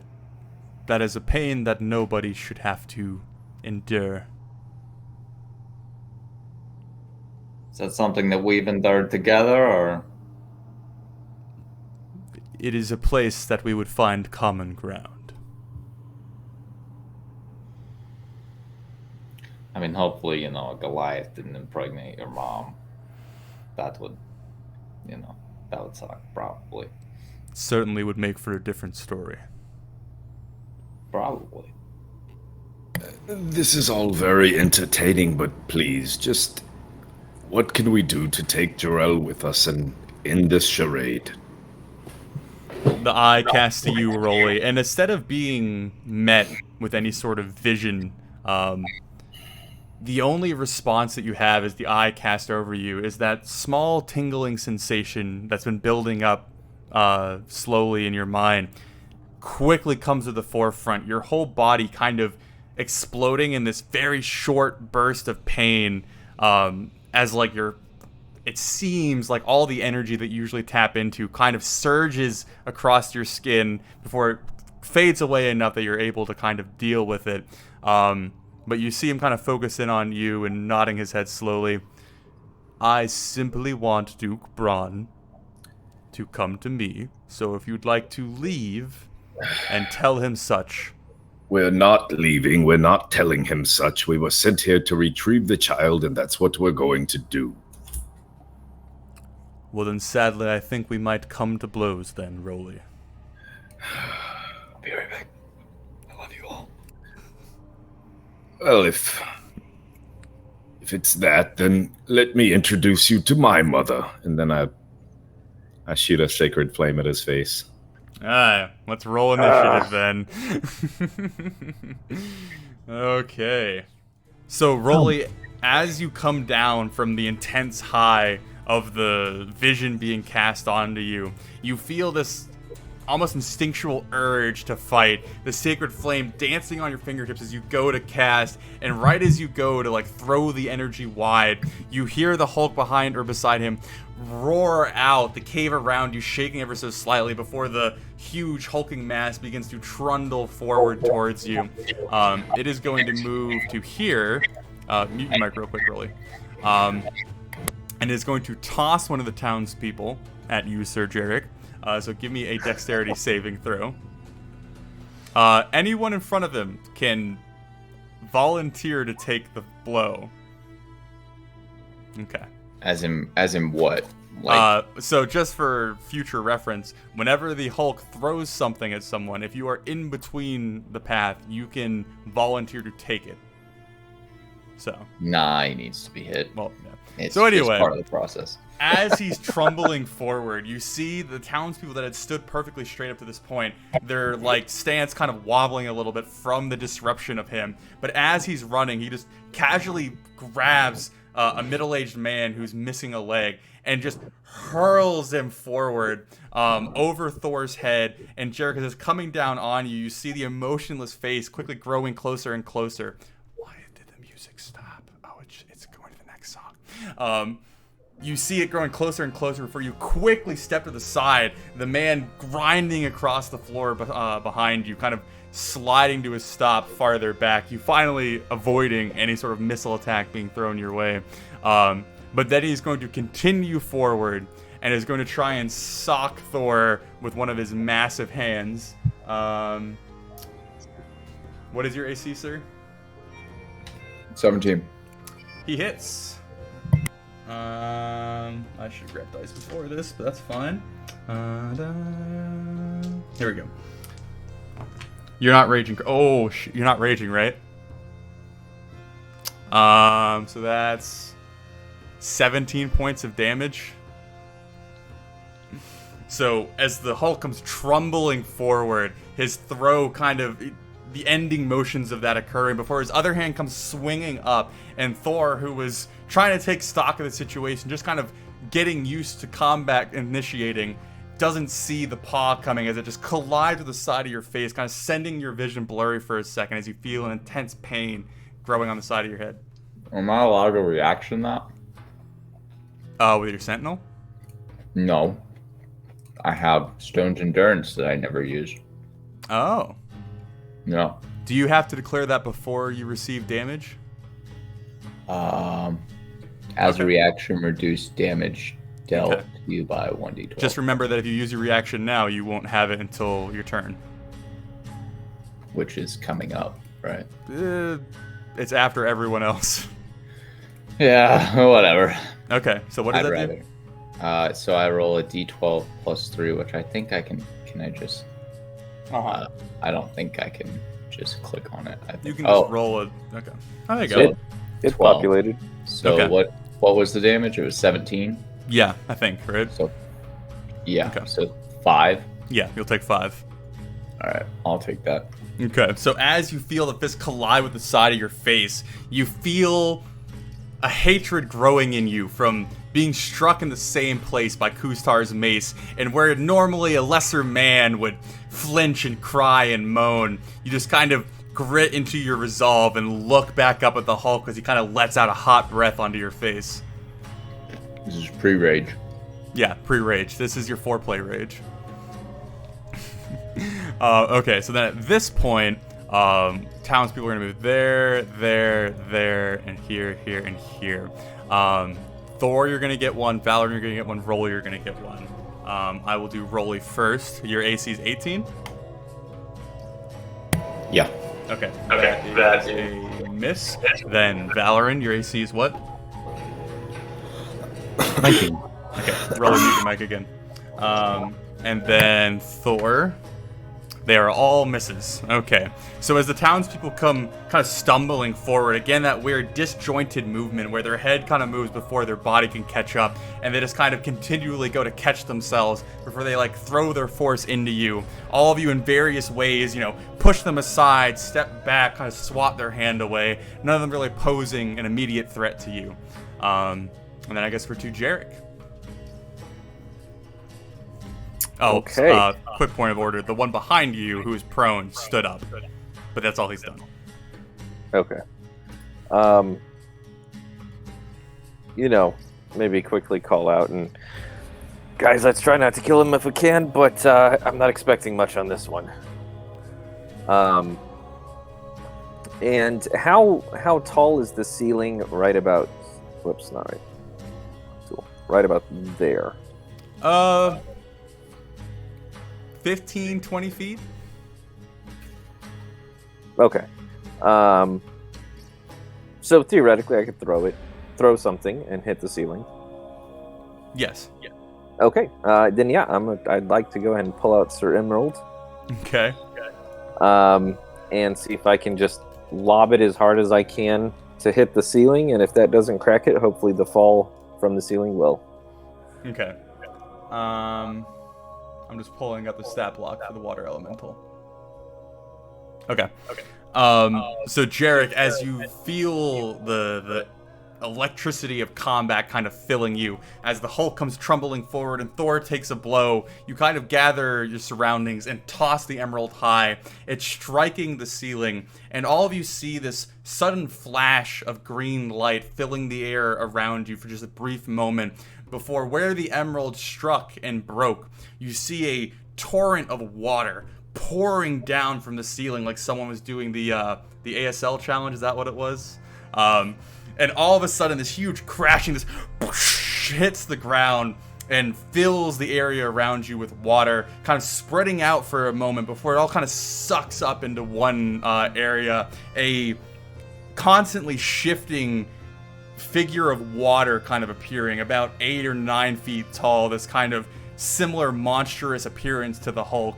I don't have a token for a water elemental. I should have. We're going to use a treant. And we'll put him there.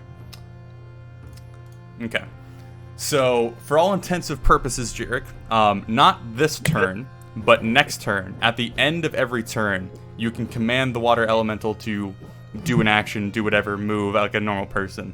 If you want, I can send you the link to the stat block, or whatever you want to do, look it up yourself. But it has a bunch of different stuff that you can tell it to do. Okay, cool. I will open up a new tab and pull that thing up. Okay. So that's an action. Right. And looking around at my party here, does anyone seem particularly hurt? I do not recall how badly we got. Thor has a slight scuffle on his cheek, but that's about it. Okay. I'm pretty good, though. I'm, 14 HP now? No, it's not bad. Okay. I thought you were because you were damaged from earlier. Yeah. Okay. And I guess for now that'll be me. Okay. As combat initiates and everyone kind of surges forward, you see Novin kind of holding back for a moment. His good eye and his yellow eye kind of scanning back and forth across the fray. A kind of small smile coming as he sees the water elemental forming into a opponent in front of him. And he slowly kind of brings the staff down and clicks it against the stone floor beneath him, kind of tossing it from one hand to the other before he begins to kind of approach ever so slightly. Thor, what are you going to do on your turn? Give me a little bit of time to think. I mean, do you want me to go? No, just tell me what you're going to do. Okay.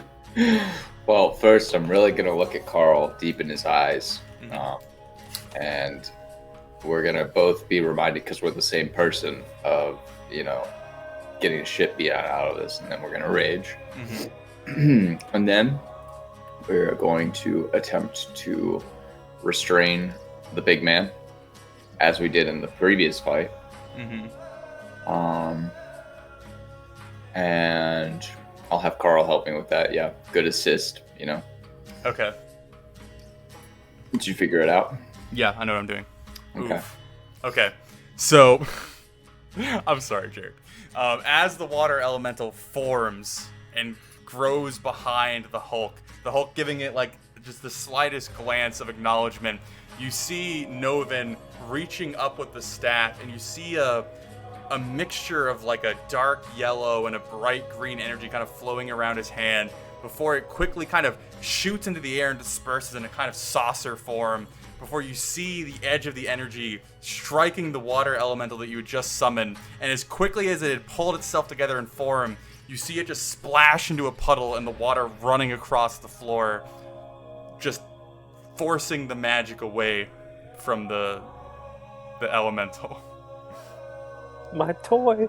I'm My sorry. new toy. I'm sorry. Okay, so Thor, you're going to grapple the Hulk. Yeah, get wrecked, nerd. Alright. I'm sure. Hold on. Still gonna need my cough. My rage. Mhm. So, and then I make an athletics, right? Yep. Jesus fucking Christ. Okay. How are you grappling the Hulk? So can it kind of be like I go to strike him, he tries to grab my hands, and then we just kind of stay locked in, and like he can't move his arms, I can't move my arms, so we're Okay. just kind of here. Okay. So Thor, as you see this rush of water come under the Hulk and the kind of remnants of the puddle kind of reaching your ankles, you see the Hulk kind of look back and kind of shake his head at getting his ankles wet. And he goes to swing up at you, and you catch one fist, and he kind of like he swings the other fist, and you catch the other one. And you're just kind of staring face to face as you manhandle his own fists, holding him in place. And he is restrained now, Mm-hmm. which I don't know what that means, but he is. He And- cannot move. You can drag him around, that kind of stuff. Okay. And then I'd like to make a unarmed strike against him. What were you holding before this? You were doing shield and sword? Yeah. So I know last time we took an action to drop the shield because technically that's the rule as written.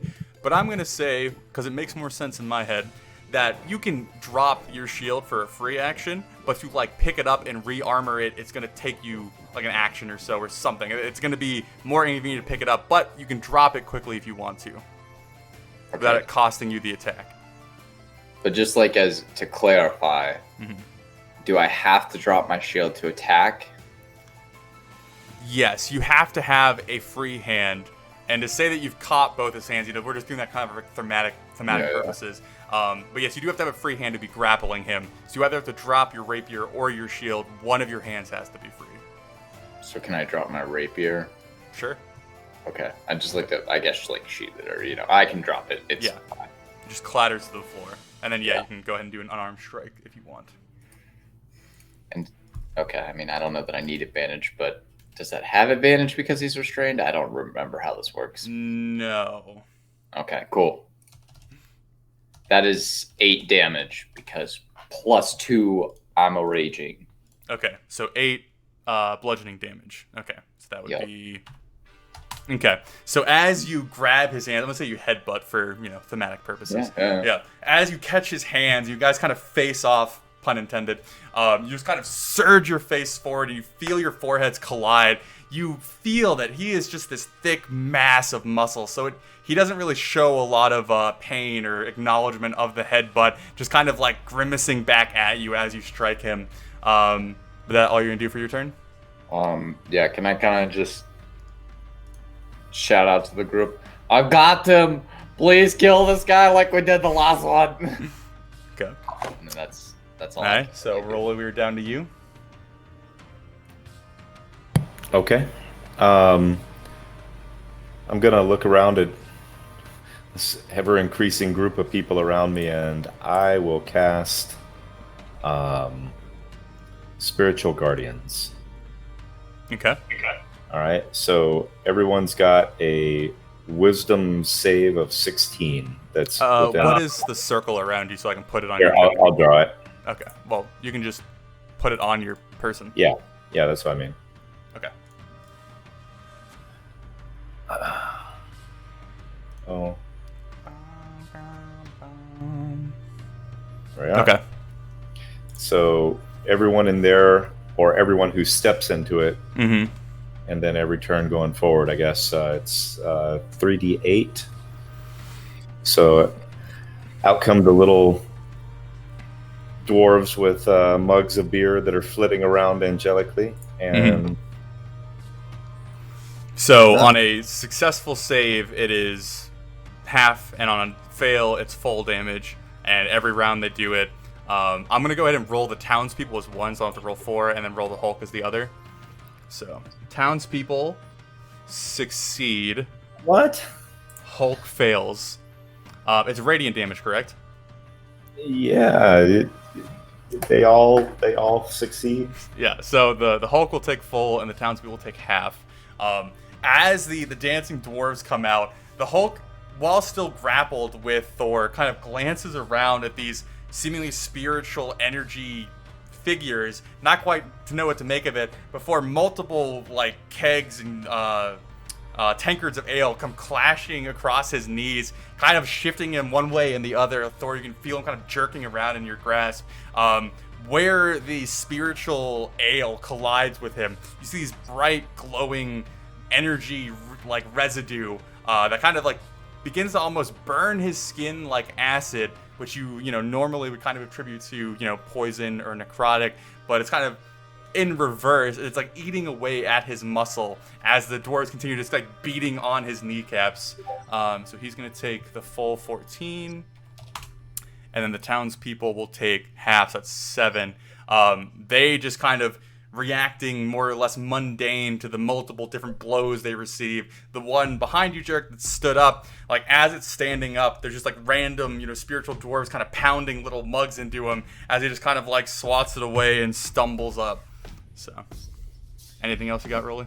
Yeah, and then as a bonus action, I'll look over at Valorant and I will mumble a slight prayer and cast as a bonus action healing word as a bonus, level 1. Okay. So 11 points of damage or healing to Valorant. Okay. Am I still benefiting from your aid, do you think? You cast that at Baron Hollows, correct? Yeah, it was an 8-hour spell. It was with us as we began the last combat, but I don't know. Yeah, I would probably imagine at this point it's been out. Okay. Okay, so Valorant? All right. I think under the present circumstances, we're just gonna try to thin this herd out. So, going to attack the townsperson in front of me.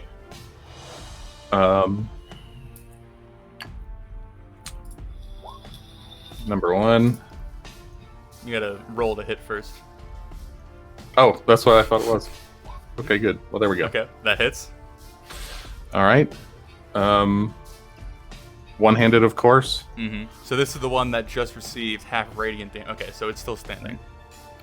And I will be striking to subdue. Mm-hmm. Number 2. Oh, sorry, did it again. You're good. There we go. Okay, that hits.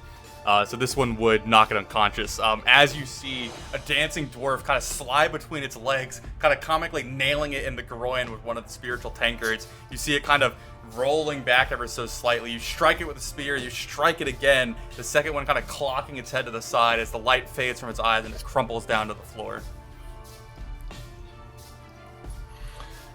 And I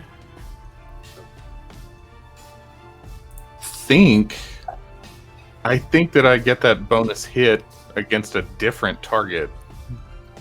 If I'm reading it correctly. Okay, and then you have the reach because it's a polearm, so you could hit the one behind it, right?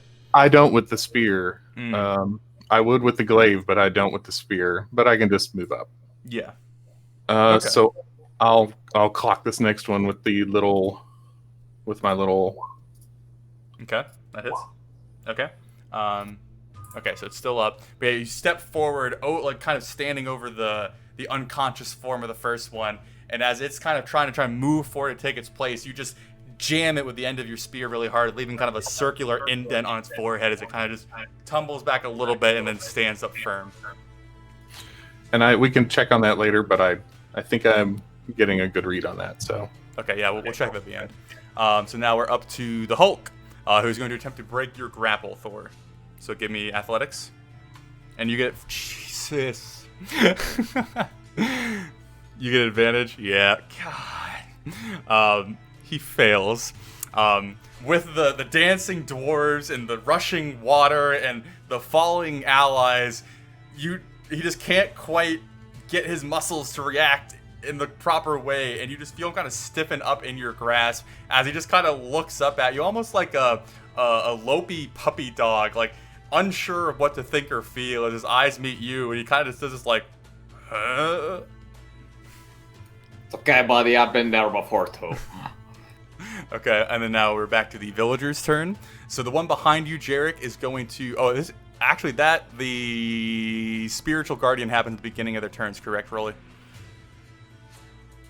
Yeah, so if it does. Okay, so let me see what... It's 16 was the DC?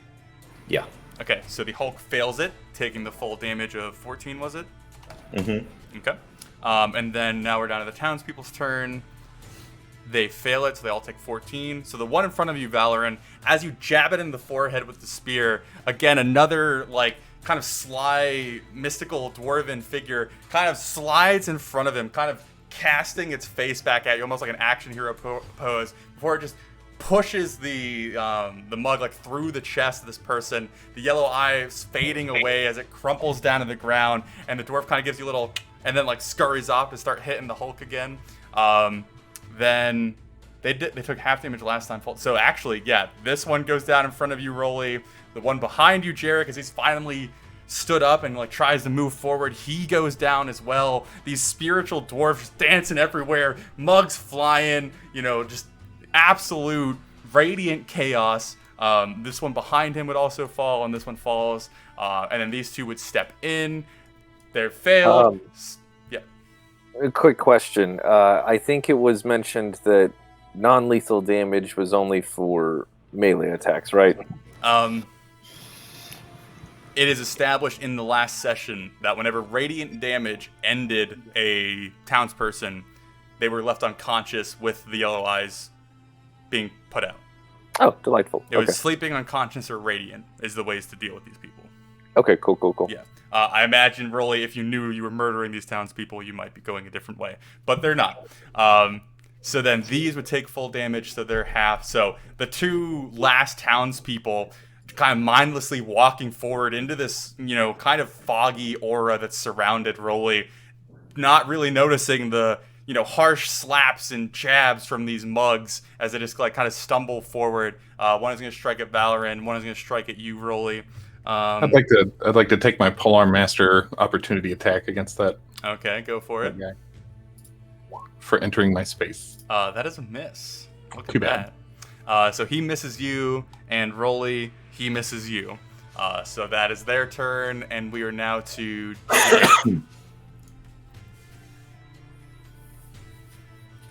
You're... Yeah. Yeah, no, I got you. Yeah, so let's just double check this. 35, great. Looking at Novin, seeing everyone looking quite terrible. Jarek is just gonna try and I know this is gonna be a waste, but I'm gonna try and fire off a Dissonant Whispers. Okay. Wisdom saving 14. Alright, so you're casting this on Novin. Right? Yes. Okay. Give me 1 second. I just need to double check Does the it roll. Yeah, DC 14, 9 psychic damage. Yeah. Right. Yeah, and if he fails, he's got to run his bitch ass away. Okay. And if he succeeds, then... Let me look, check, I forgot. Does he take half damage? Yeah, he'll take half damage. Okay. As you go to cast, it feels like you're almost being watched. It's quite hard to put the feeling together or come up with the correct description. But as you raise forth your energy and kind of go to throw it out, you see the yellow eye, the bulbous, grotesque yellow eye on Novin, quickly snap to you and staring into your soul. Give me a wisdom saving throw.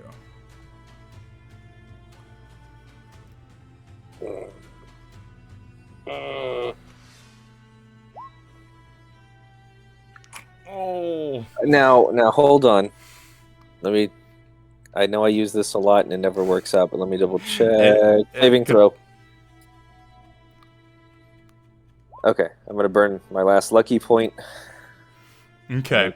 As the yellow eye connects and you feel the slightest hesitation of your energy, you feel a quick rush of panic quickly trying to come up to your chest, but you kind of force it down and make your resolve beat it to submission as you kind of reassert yourself and cast it. So it is a DC 14. He succeeds, so he takes half damage and doesn't have to run, correct? Correct. Okay. So he will take, round down 4 damage. Okay. So as you feel the whispers reaching out and connecting, you see Novin kind of flinch just a little bit, like the muscles of his face is twitching ever so slightly, but now his eye is locked on you as the smirk returns quickly after the damage fades. And this is a wild idea, so let me know what I need to roll. But does it feel like maybe some healing ability would snap the villager out of the mind control spell? Give me a wisdom check.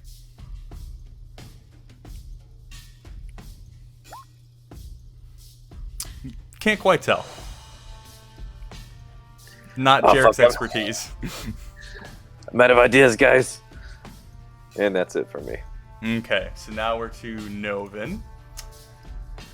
So as he kind of locks eyes with you, Jarek, and the smirk kind of grows back across his face, you see him put the staff down, and it doesn't stick into the ground at all, but it stays standing tall as he pulls his hands away, and he kind of brings his hands together, and you see this kind of blue-white frost kind of forming on the edge of his hands, and as he pulls his hands away, you see this bright ball of freezing energy between them before he kind of grips it close to his chest and then blasts it out towards you all. It is a cone of cold. It's going to hit all of you, including the Hulk and the villagers.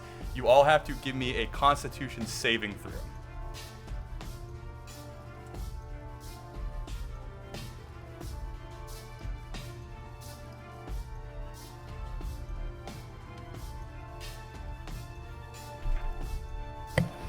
Natural. God damn. Well done, party. Moderately upset, but that's fine. How do I... Don't laugh at me. Okay, so you all take half that. You all take 21 points of damage. Actually, Thor, you're raging, right? So you take half of that, which is 10. I'm also resistant to cold. So you take 5? Yep. Okay. But the rest of you take 21. I need to roll for... Sorry. Okay. So as you see this quick and sudden blast, a bunch of quickly forming icicles come spurting out of the ground towards you guys, forming this kind of jagged wall that quickly approaches you. And as it comes closer, you see some of the icicle spikes impaling the townspeople in front of you. And quickly, it's very apparent that these large icicle spikes have ended their lives. They have just been wiped out by this blast. And Thor, you still grappling with the Hulk, you see one of the icicles has gone through his leg and pierced almost up to you. It's probably the thing that saved you from being struck by the entirety of the blast. But he lets out kind of a monstrous roar as Novin kind of plays with the residual frost and kind of rubs his hands together and goes to re-grab his staff. But he is going to take the full 42 damage. And we're to Thor. I would just like to, headbutt as you do. Mm-hmm. Get this obstacle out of the way. Okay, that hits. Both of them, or just Yep. one? Yeah, they both hit. So 8. It's 8 each time. I 8 don't and know 8. why. I just like to click things. Okay. Yeah, so as the Hulk is kind of shifting his leg around, trying to dislodge the icicle spike from it, you just bam! Bam! And again, you feel the hard, tough muscle covering his face. So you don't feel like you're doing a ton, but you are doing something. Okay, and then Rolly? Can I get through here? Yeah.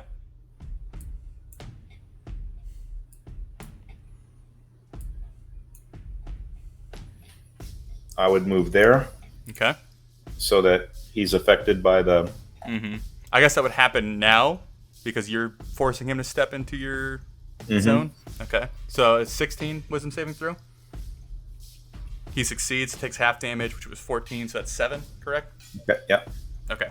And then, Continue. let's see here. I will cast. I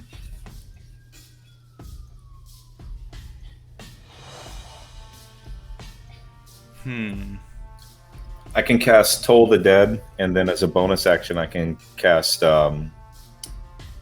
my spiritual weapon at him, right? It just won't have an attack. Or what, does it have an attack? Concentration. Yeah, I was going to Are they say both concentration? spiritual weapon is concentration, right? No? It is not. Oh, okay. But yeah, you can summon it, but can you attack on the same round? I can't remember. Yeah, I think you can. We established. Yeah, we can, yeah. Gotcha. So, I'm going to cast Toll the Dead on him. Okay. You're doing that first? Yeah. Okay. So what is- Wisdom save of 16. Okay. So as you step past the Hulk and you see your kind of dancing aura follow you, and you turn to lock eyes with Novin, and you again try and pull this magical energy that you usually use, the well of the mother that you tap into, and right as you feel the release about to go, as Jarek had seen before, the yellow eye snaps to you and stares past your eyes and into your soul. And give me a wisdom saving throw.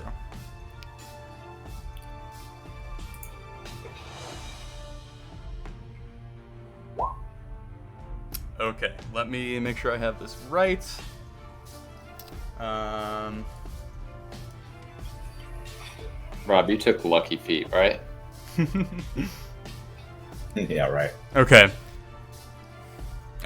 So as you step forward and you see your dancing dwarves kind of landing their blows on Novin, he seems to disregard them completely as he locks eyes with you, and suddenly your mind is filled with visions of Bronzeshard, visions of home, the sights and sounds of the church that you grew up in, except where you would usually find kinship and camaraderie and a comfort, all you see is fire and death and screaming, as you are lurched into this terrifying scenery that shakes you to your core, and you're left there as your physical form quickly panics and you are forced to flee as far as you can. How far have you moved this turn? So I moved from here. It says 1, 2, 3. Mm-hmm. So I can go back to here. Okay, that's fine. But yeah, as you go to cast, right before you're going to let it off, this fear takes hold of you, and your body and your energy shuts down as you're forced to retreat. Yeah, and you, as far as you're aware, are locked in this kind of torment. Every round you'll be rolling wisdom saving throws. So I got my bonus action off, but not my action. Well, I asked which one you wanted to do first. Okay. So you said Toll the Dead. I'm just going with that. Okay. But yeah, so that now you are Oh more no, or that less. was my action. Never mind. Yeah. Okay. You're more or less trying to flee past the Hulk, and then at the beginning of each round, you'll be doing wisdom saving throws. Okay. Valoran. All right. I'm going to move past the Hulk. As far as I could find, technically, he will still get an opportunity attack, even though he's grappled. If you move out of his range, yeah. Yeah. Okay.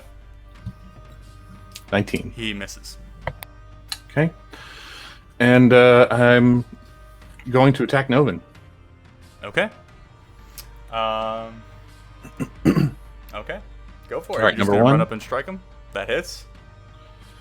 I will also be smiting, but here's the damage. Okay. And smite number one. Will he be taking the additional radiant for undead? You can't. You have no way of knowing. Well, I have to roll it. Oh. Well then roll it, and then I'll do the math. Okay.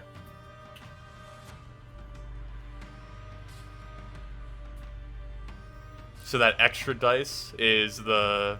The green 8. Okay, gotcha. Okay. So you're doing 38 damage. If he's undead. Gotcha. Or if he takes that from it. And that's your first strike? First strike. Okay. Number 2. Okay. That hits. And I'm going to smite again. Okay. Same thing. Okay. So that is... Okay.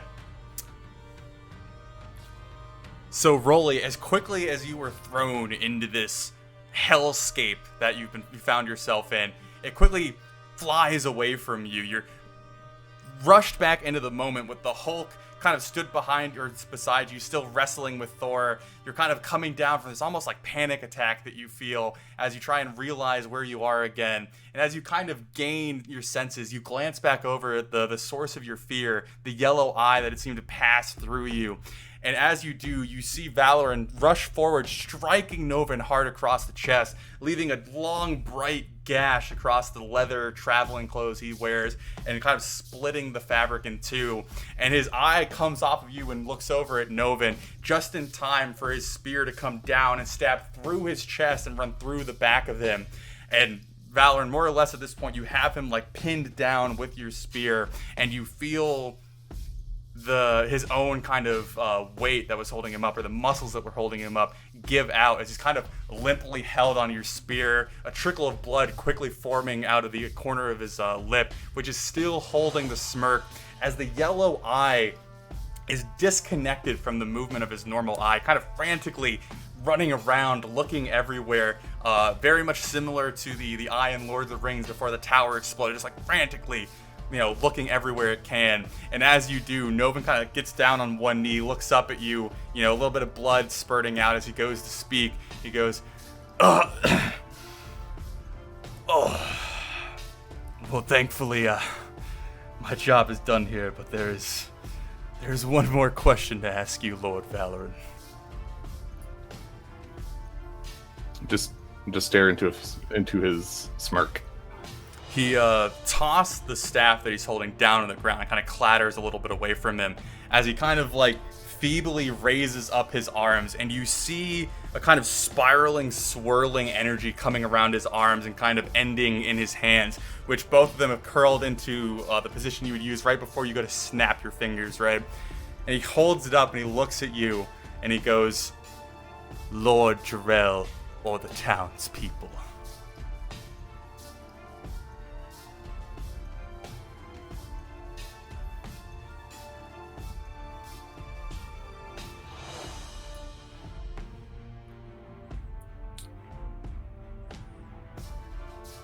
Choose quickly, for I don't have long. There's no Any move that you could do to stop him, he would probably be able to get his fingers off first. As far as insight checks and whatnot, it's such a quick decision. You just gotta make it. All right.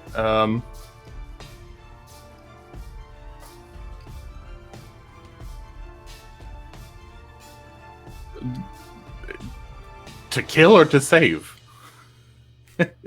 Which one would you want to save?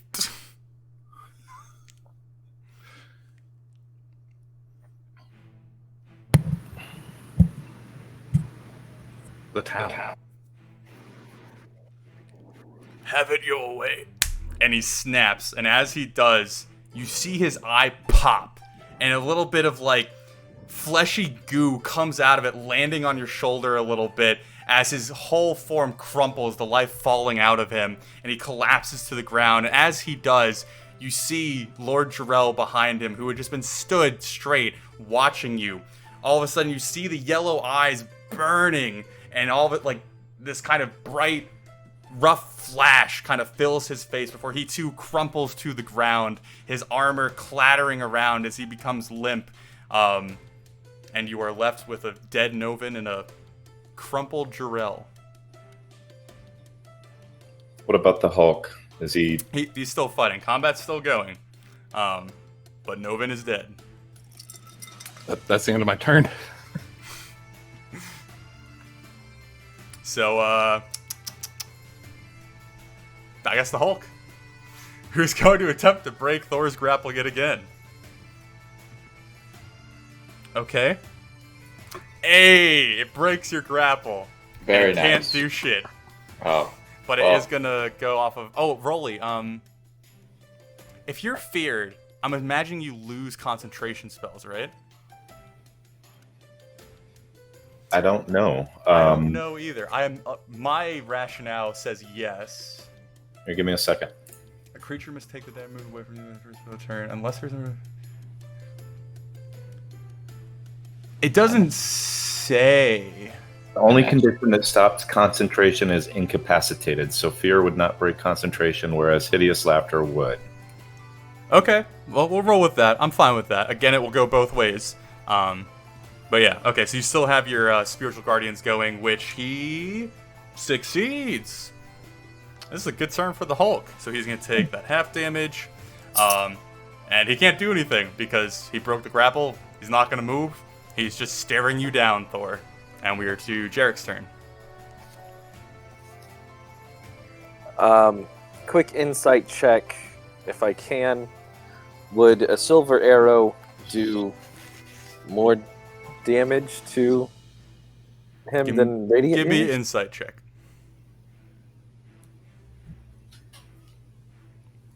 Come on, I actually have a good modifier on this.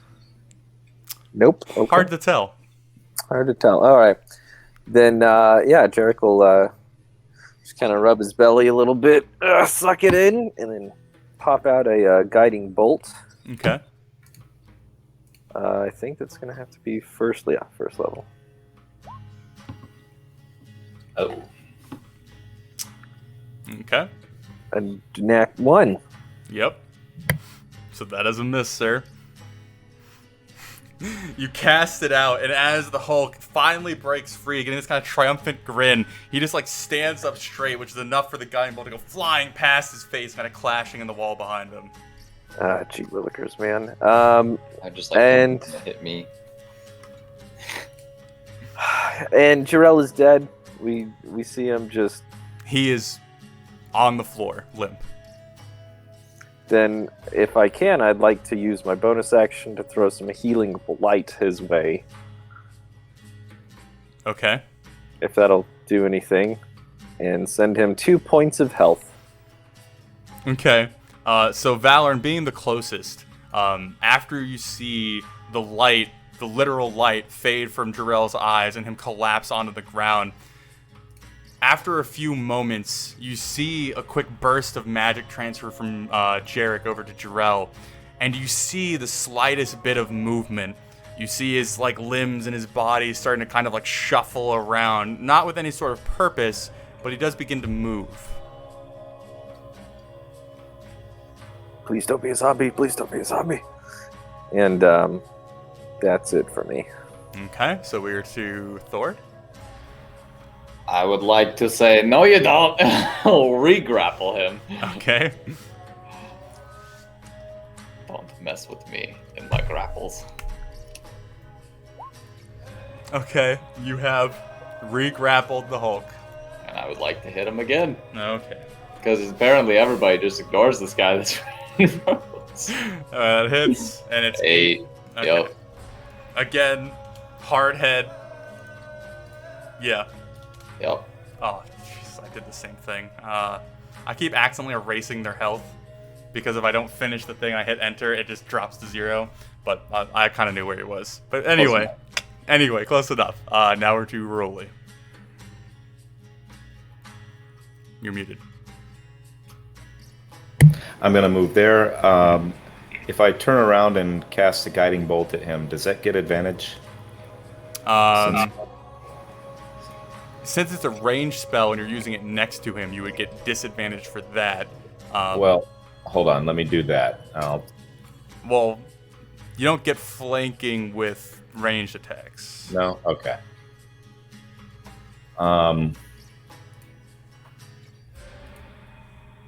Okay, well then I'll move here. And then turn around and cast Guiding Bolt at him. Okay. And is... Let's see here. There we go. Okay, that hits.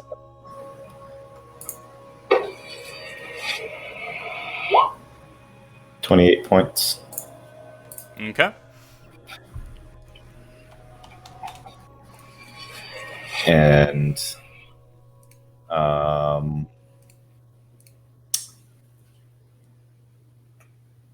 let's see, I was there.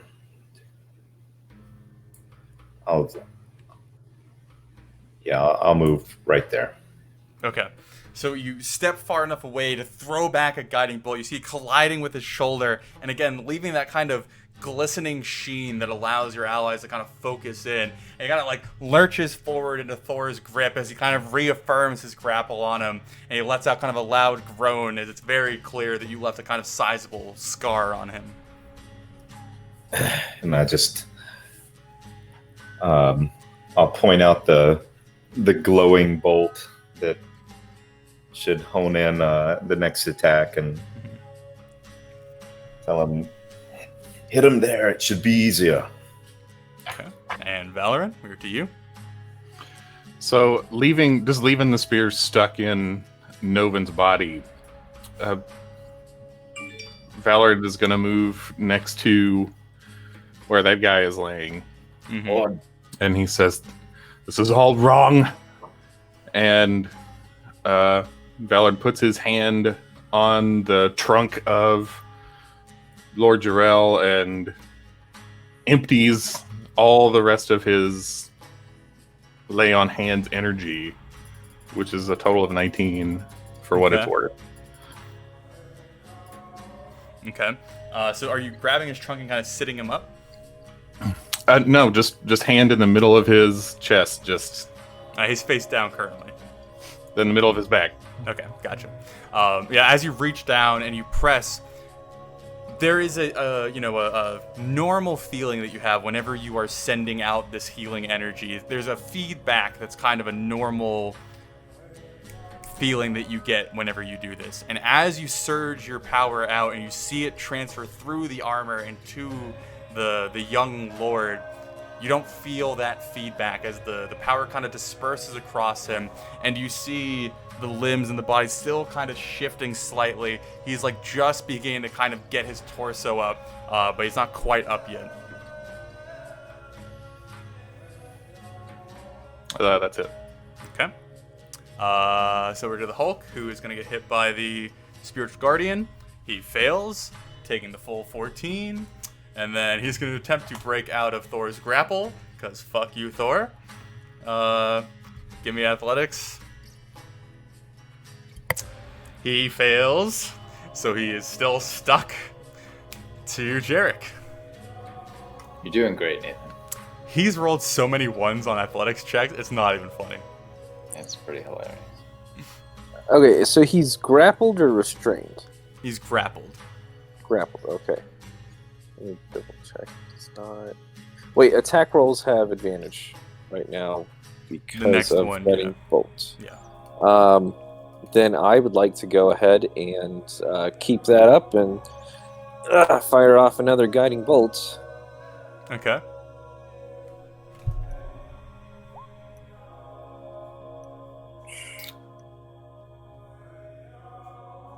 Okay, that hits.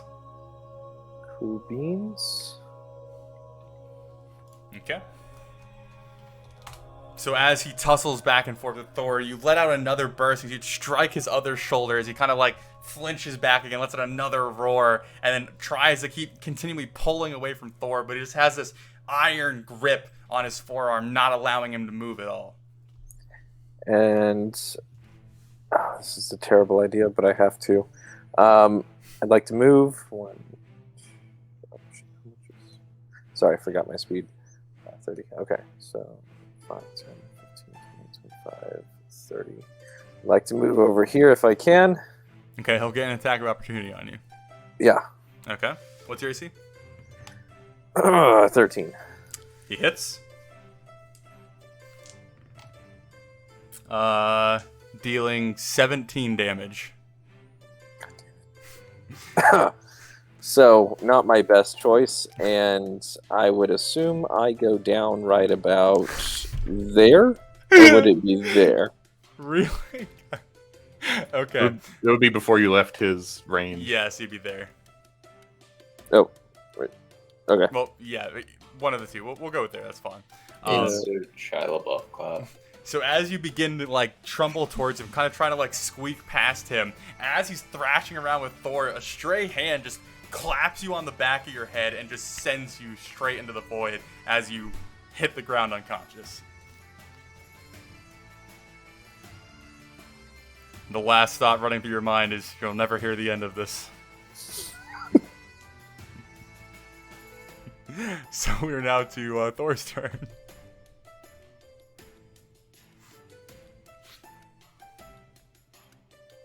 Okay. How rough does this guy look?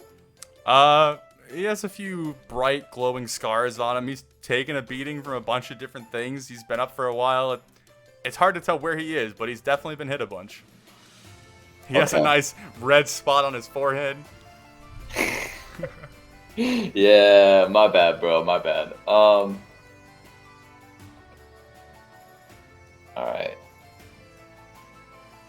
I guess I'll just break the grapple and just hit him.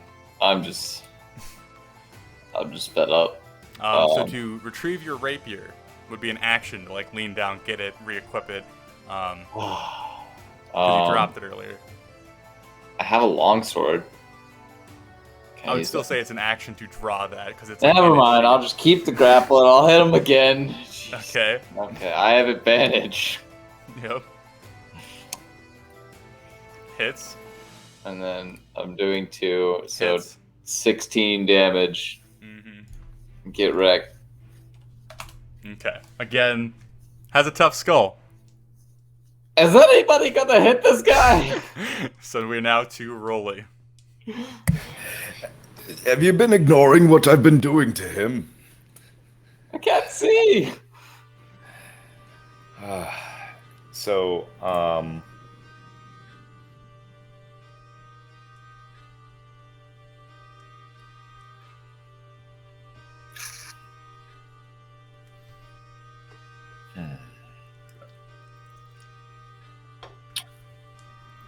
I'm gonna look at Jarek and I'm gonna kind of point to him like, I'm gonna get back to you in a minute, buddy. Don't worry about it. You're fine. And I will cast another guiding bolt at 2nd level. Okay.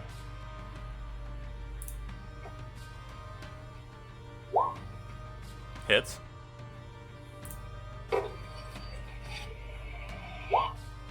Okay. And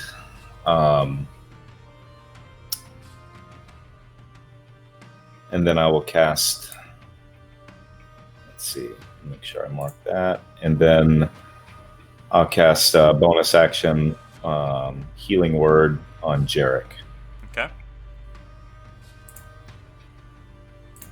for 11 points. Okay. So, Jarek, you are lurched back into consciousness. The comforting feeling of Rolly's healing kind of dripping through your chest as you kind of find yourself sprawled out on the cave floor. Thanks, Rolly. Don't mention it. Okay. Valoran, you're up.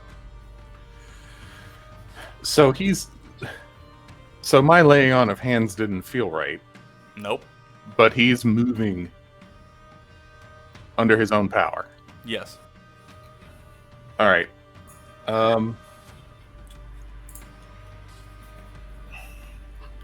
I'm going to grapple him. Okay. Give me athletics. Okay. How are you grappling him? With my hand. What position are you putting him in? I just want to hold him down. Okay. Yeah. So as He's under arrest. I'm just holding him on his face. Okay. As he's still trying to like squirm with no real intention behind his movements, you very easily just kind of like put your hand on his back and just keep him down. The amount of like pushback he is giving you trying to move being very minimal as you just kind of hold him in place. That's it. Okay. So we're back to the Hulk. Spiritual Guardians succeeds for once. Hell yeah. But he takes the appropriate damage. And he's going to try and break Thor's grapple again. Fails miserably. Still grappled. Jarek, you are prone and alive. All right. So to get up is half movement? Yep. Okay. So I'll get up. I will fucking hope this works. Take if you leave his zone, he will disengage action. Okay. Because I'm almost learning. Losing with 3 spaces. Novin's staff is like about there-ish. Yeah. Okay. I'd like to move to there. Mm-hmm. And grabbing it would probably take an action, right? You could reach down and like grab it. You can't do anything with it, but you could like put your hand on it. Yeah, I pick it up if I can. Yeah, just okay. I mean, yeah, you run over. It's just kind of laid, discarded. You kind of stumble a little bit from having like the sudden rush of life again. But you reach down, you kind of like get your fingers around it, you kind of loosely get it in your grasp, and you have a hold of it. Great. And before I get killed again, I'm gonna just go ahead and end my turn. Okay. So, Thor. I can't imagine what you're gonna do. He's been headbutting this whole time. Me neither. Just bring it. Another 16, you know? Okay. At this point, your head is beginning to hurt, despite the thick skull that you have. It is rock versus rock at this point. I'll just say, oh, somebody, please, kill him. So, Rolly, it is your turn, sir. Okay. I'm gonna cast Dispel Magic on little Jarrell there. Okay. At what level? 3rd level. Okay.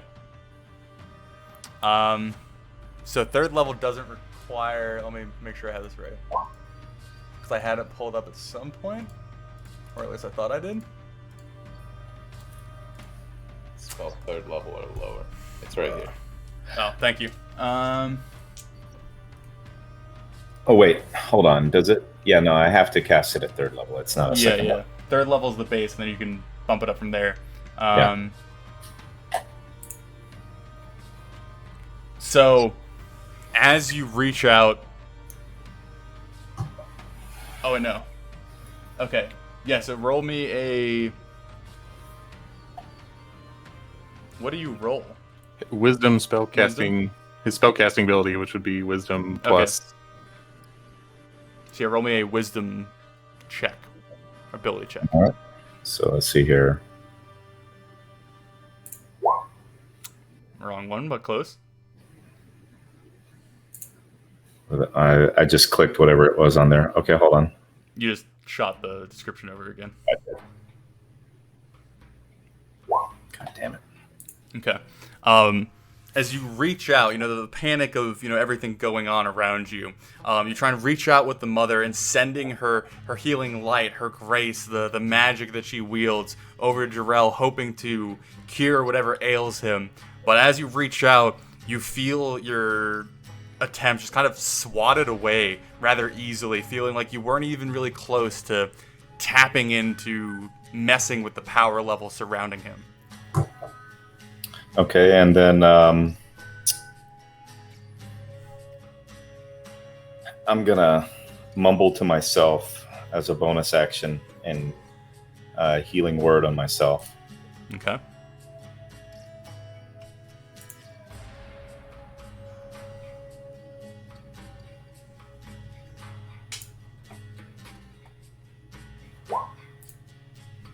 All right. Okay. So then we are to Valorant. I'm maintaining the grapple, and I will use another divine sense to confirm my suspicion. Okay.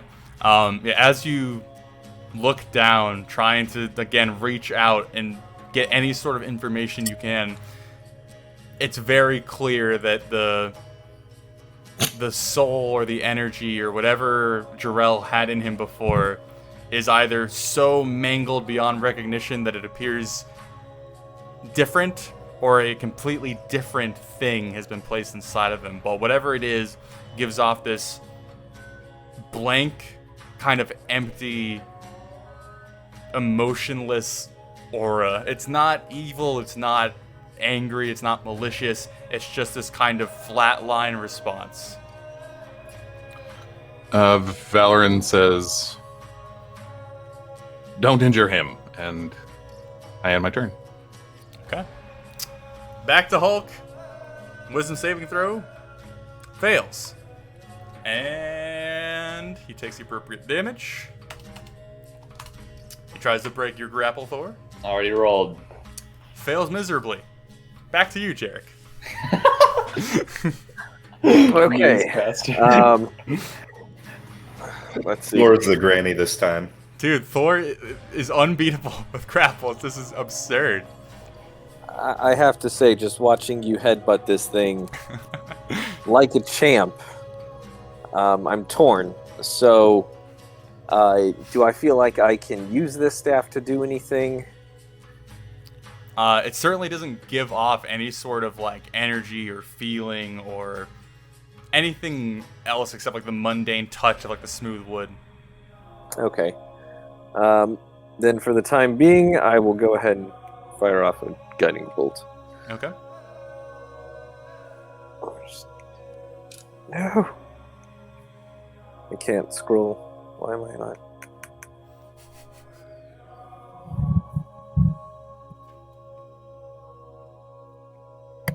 There we go. Okay, sorry.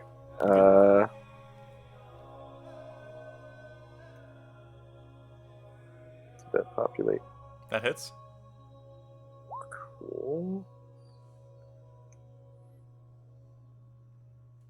How do you want to do it, Jarek? Am I lagging for you guys? No, Real you're quick. good. You're good. Okay.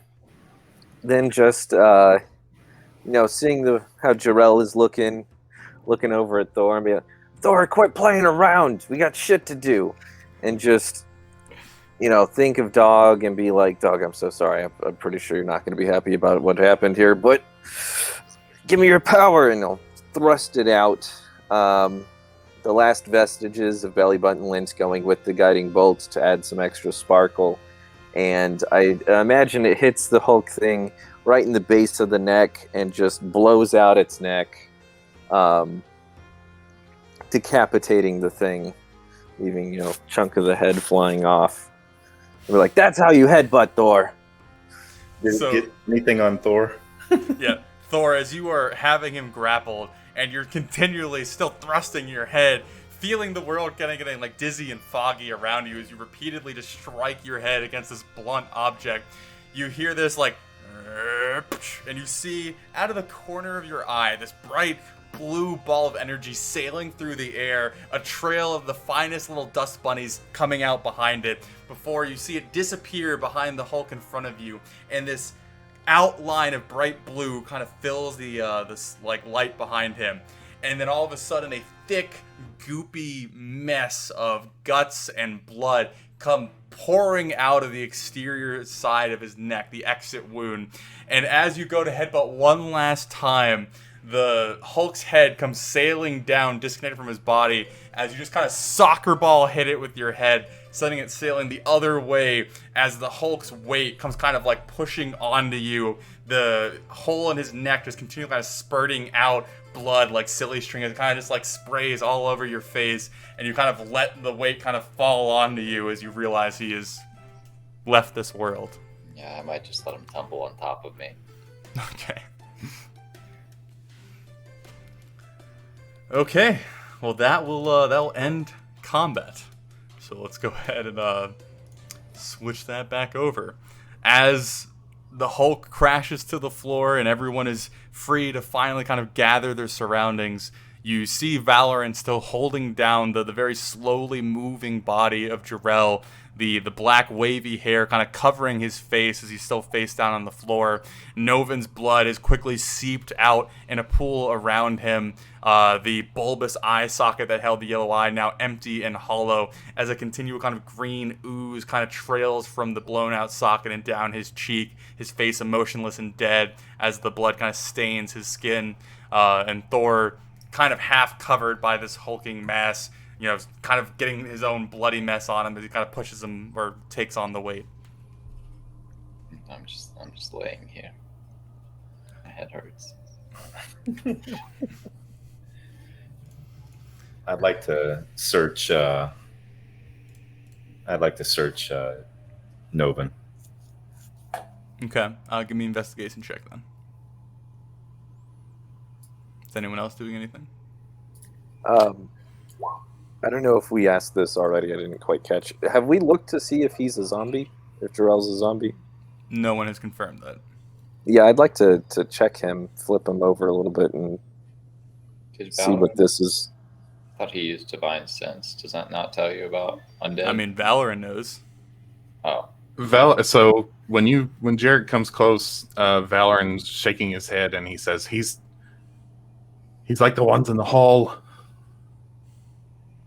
I mean, he got knocked out, right? He should be fine then. No, those ones in the hall?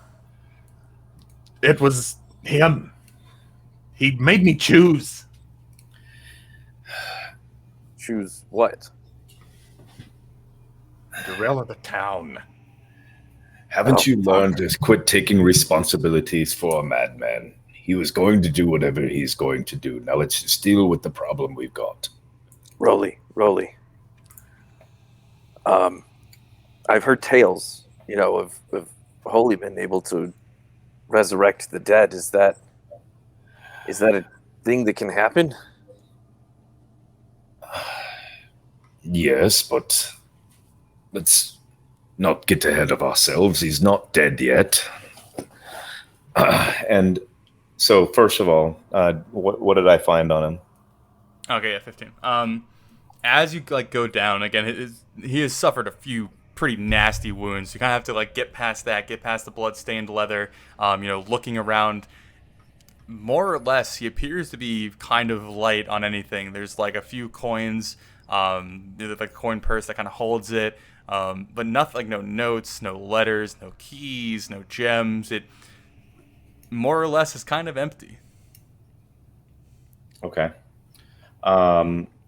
So when I cast Dispel Magic on him, because, I think you had alluded earlier that it was magical more than it was undead type of thing. That's why I was going for the Dispel Undead. So did it feel like, I would have successfully cast that before. Did I get any notion that I was close to doing something with it? No. If anything, it was very disheartening, the feeling you got after casting it. Okay. I'd just like to, if we're going to, keep them with us, I'd like to, on the next long rest, I'd like to try to cast it again, but. Okay. Yeah. And I will throw the hulking mass off of me.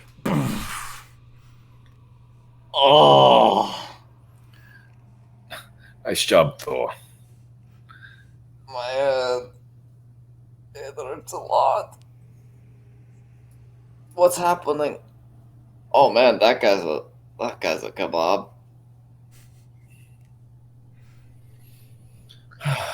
Wait, what happened? We might be in trouble. We're always in trouble. What sort of trouble are we in now? I just pointed to Rel.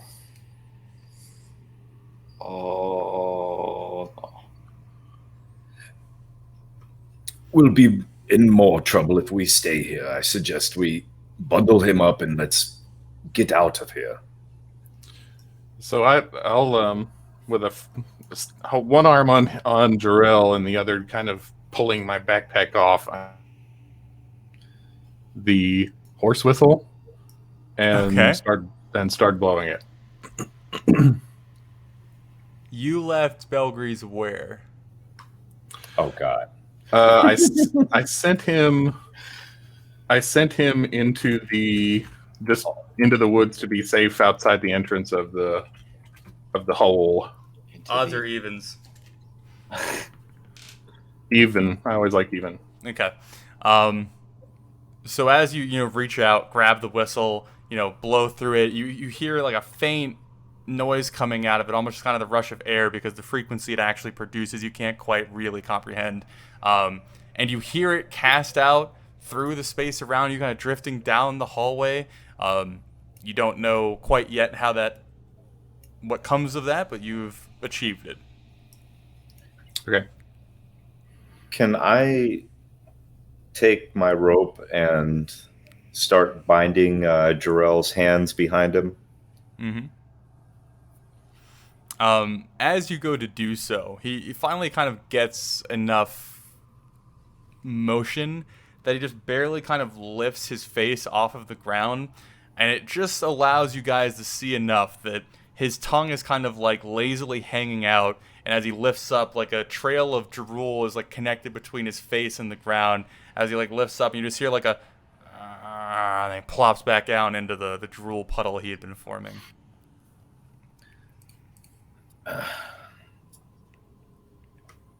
I'm gonna put the bag that he had on his head back on his head.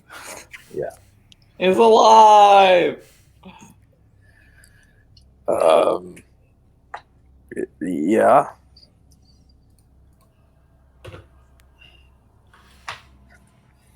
Well, you now have a bound, covered up shell of Jarrell. A potato. Can I explore this room at all? Hey, there you go. I was waiting for that. See if that. Oh, God, I had such a terrible investigation. I'd go with him to. Hey, somebody come help me explore this room. That's So I would notice that they were about to go explore, and I would give Thor some guidance. No, Okay. damn it. Fuck. Okay. You guys, however you want to handle rolling. One advantage, separate guidance, however you want to handle it. What is This was investigation, right? Yes. Yeah. What? Yeah. I'm imagining yours has to be higher. Yeah. So you can roll yours with advantage. I'll just Let's see. take the pluses, Rolly loves me.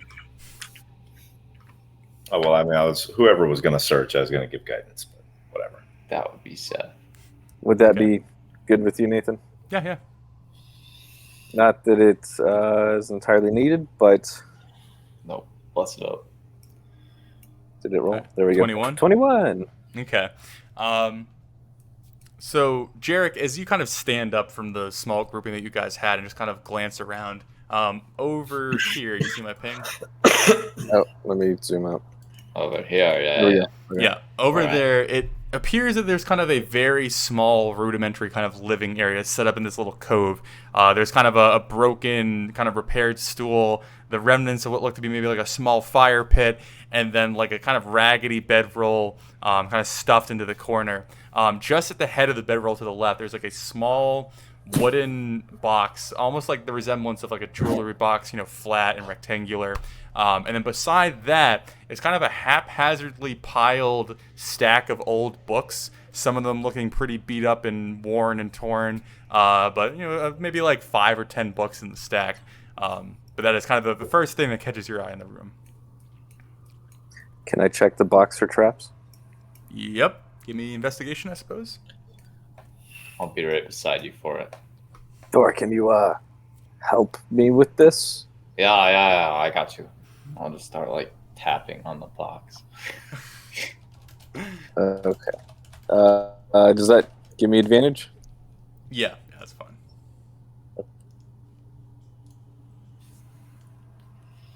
Did that do? You're so freaking welcome. And he goes back down. As you get to the box and kind of glancing it over as Thor like comes and like taps his finger on it and whatnot, you do a pretty poor job of checking it over, but you don't really spot anything. Okay, well, we should probably look at this in a little bit. What about those books? Give me a quick intelligence check, Jarek. Oh, God. And I'll You take can you cannot assist Thor. Okay. No. I was gonna take the box and then walk over like here and open it. So Jarek, after kind of like reading the titles on the spine and like picking up one of the covers and looking inside, you cannot make heads or tails of the mystical language filled within these pages, the untold knowledge of what might possibly be in this stack. How did I do? You can't read, Thor. Yep. Well, this is fucking worthless, and he'll just kind of slam the book down. Fucking wizards. I mean, I can do tricks, but Jesus Christ, these people just read. Can I at least tell that it's magical shit? The books? Yeah. You just cannot understand what is inside them because you just can't read the letters.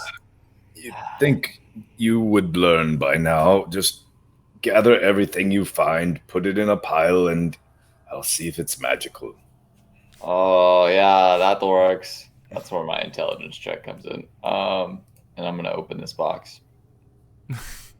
Okay. As you open the box, it's a weird sight. On the left side, it has like a nice satin interior and like actual cutouts in the box to hold the items. To the left, it's a silver heart-shaped pendant, very elegant, fine craftsmanship, with like different leaves and decorations kind of covering the outline of it. On the inside of the silver pendant is a rather large, well-cut onyx gem. And it's, there's no string or chain attached to it. It's just a single pendant kind of set inside the box. And then to the right side, where two kind of circular indentations have been made, what appear to be mini shrunk down wooden barrels. What? Like, how big are they to me? Like pinchable? The size of your thumb.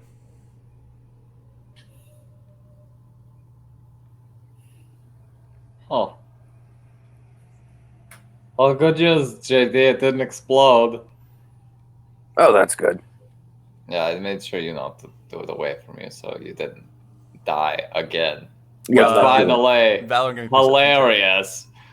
Man, me and that Hulk were having a good laugh about that. Yeah, real funny, Thor, okay? I thought you had it. I was just trying to sneak around him. I mean, I can't hold his legs and his arms, okay? And while they're engaging with all that, I'm gonna do the standard post-fight detect magic ritual casting. Okay, Valor, did you hear me? Sorry, what? Can you give me a perception check? A perception? Okay. Yep.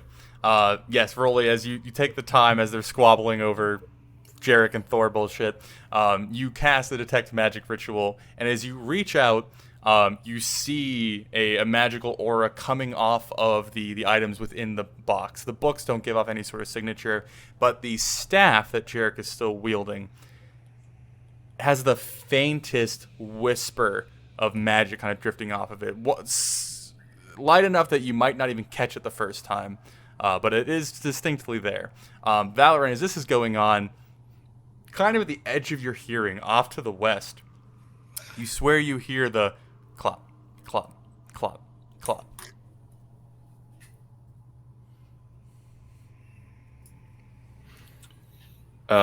If I can hear, then that incites me to call out, "Come on, hurry!" Can I take a peek at the books? Yeah, you want to give me an intelligence check? Intelligence or yeah, okay. Yeah. No. Valorant, quick question for you. Can It's your a 20, Natural though. 20. No. Yes, Jarek? can your horse see in the dark? Cast light down the hall. Oh yeah, I guess that'd be kind of a nice idea. I'll just walk over there. Here, cast the. Okay. So, Yeah. Rolly, where your companions had failed, you flip open the first page of the first book, and you very quickly see an illustration of a bottle and ingredients, different flowers and like herbs and vegetation kind of drawn out with small descriptions and stuff laid out. It is very quickly apparent that this is some sort of alchemist, herbalist, healing book. The age and the state that they're in suggests that they potentially might have been here to fill out the library of the hospital when it functioned as such a thing. They're kind of the remnants of that. Okay, and you said the books weren't magical? No. Okay. Well, being as how I really dig medicine, I would like to keep those books if nobody's opposed. Was both things in my box Yes. magical? Yes. Yeah, All so three the- things. There's two Yeah, casts, and then the silver heart pendant was magical. The shrunken wooden barrels were magical. The staff was magical. Anything we're missing? nope. Okay. I would just. Do I see any sort of magic coming from old boy Jorel? As I pull off his hood and look at him and everything. No.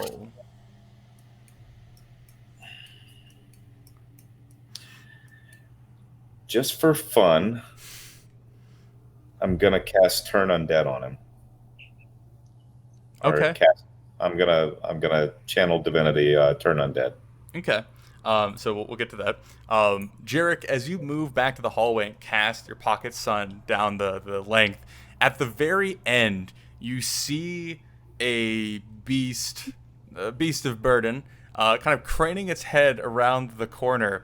It appears to be a old, ragged-looking mule that kind of looks a little timid. Its shoulder blades prominent in its thin skin as it kind of like takes one more plodding step and stares at you all at the end of the hallway. Hey, Valorant, I think your horse got sick. With genuine concern, he like bolts upright and says, "What?" Yeah, I'm pretty sure it looks a lot nicer than that thing. Rolla, can you light my axe? I can't see anything. So I want to try to hoist Jarell at this point. Pick him up and fireman carry him. So as you were hoisting it up, we'll go through Rolly's turn undead. As you guys finally get Jarrell stood, does he still have the bag over his head? Yes. Yeah. Okay, let me give you this real quick. Here, I'll just give you this so you don't have to keep fucking with it. Can you see now? Okay. As you stand him up, you can't see the facial expressions, but you can, see the body language that he holds. As he's finally stood, and Rolly, you channel the immense light energy that would normally kind of turn back the evil monsters of this world. You see kind of a average response. You see his body kind of flinching and pulling ever so slightly, trying to kind of turn his face away from the source, not to the extent that you would normally see with the normal undead that you've dealt with, but there is a response.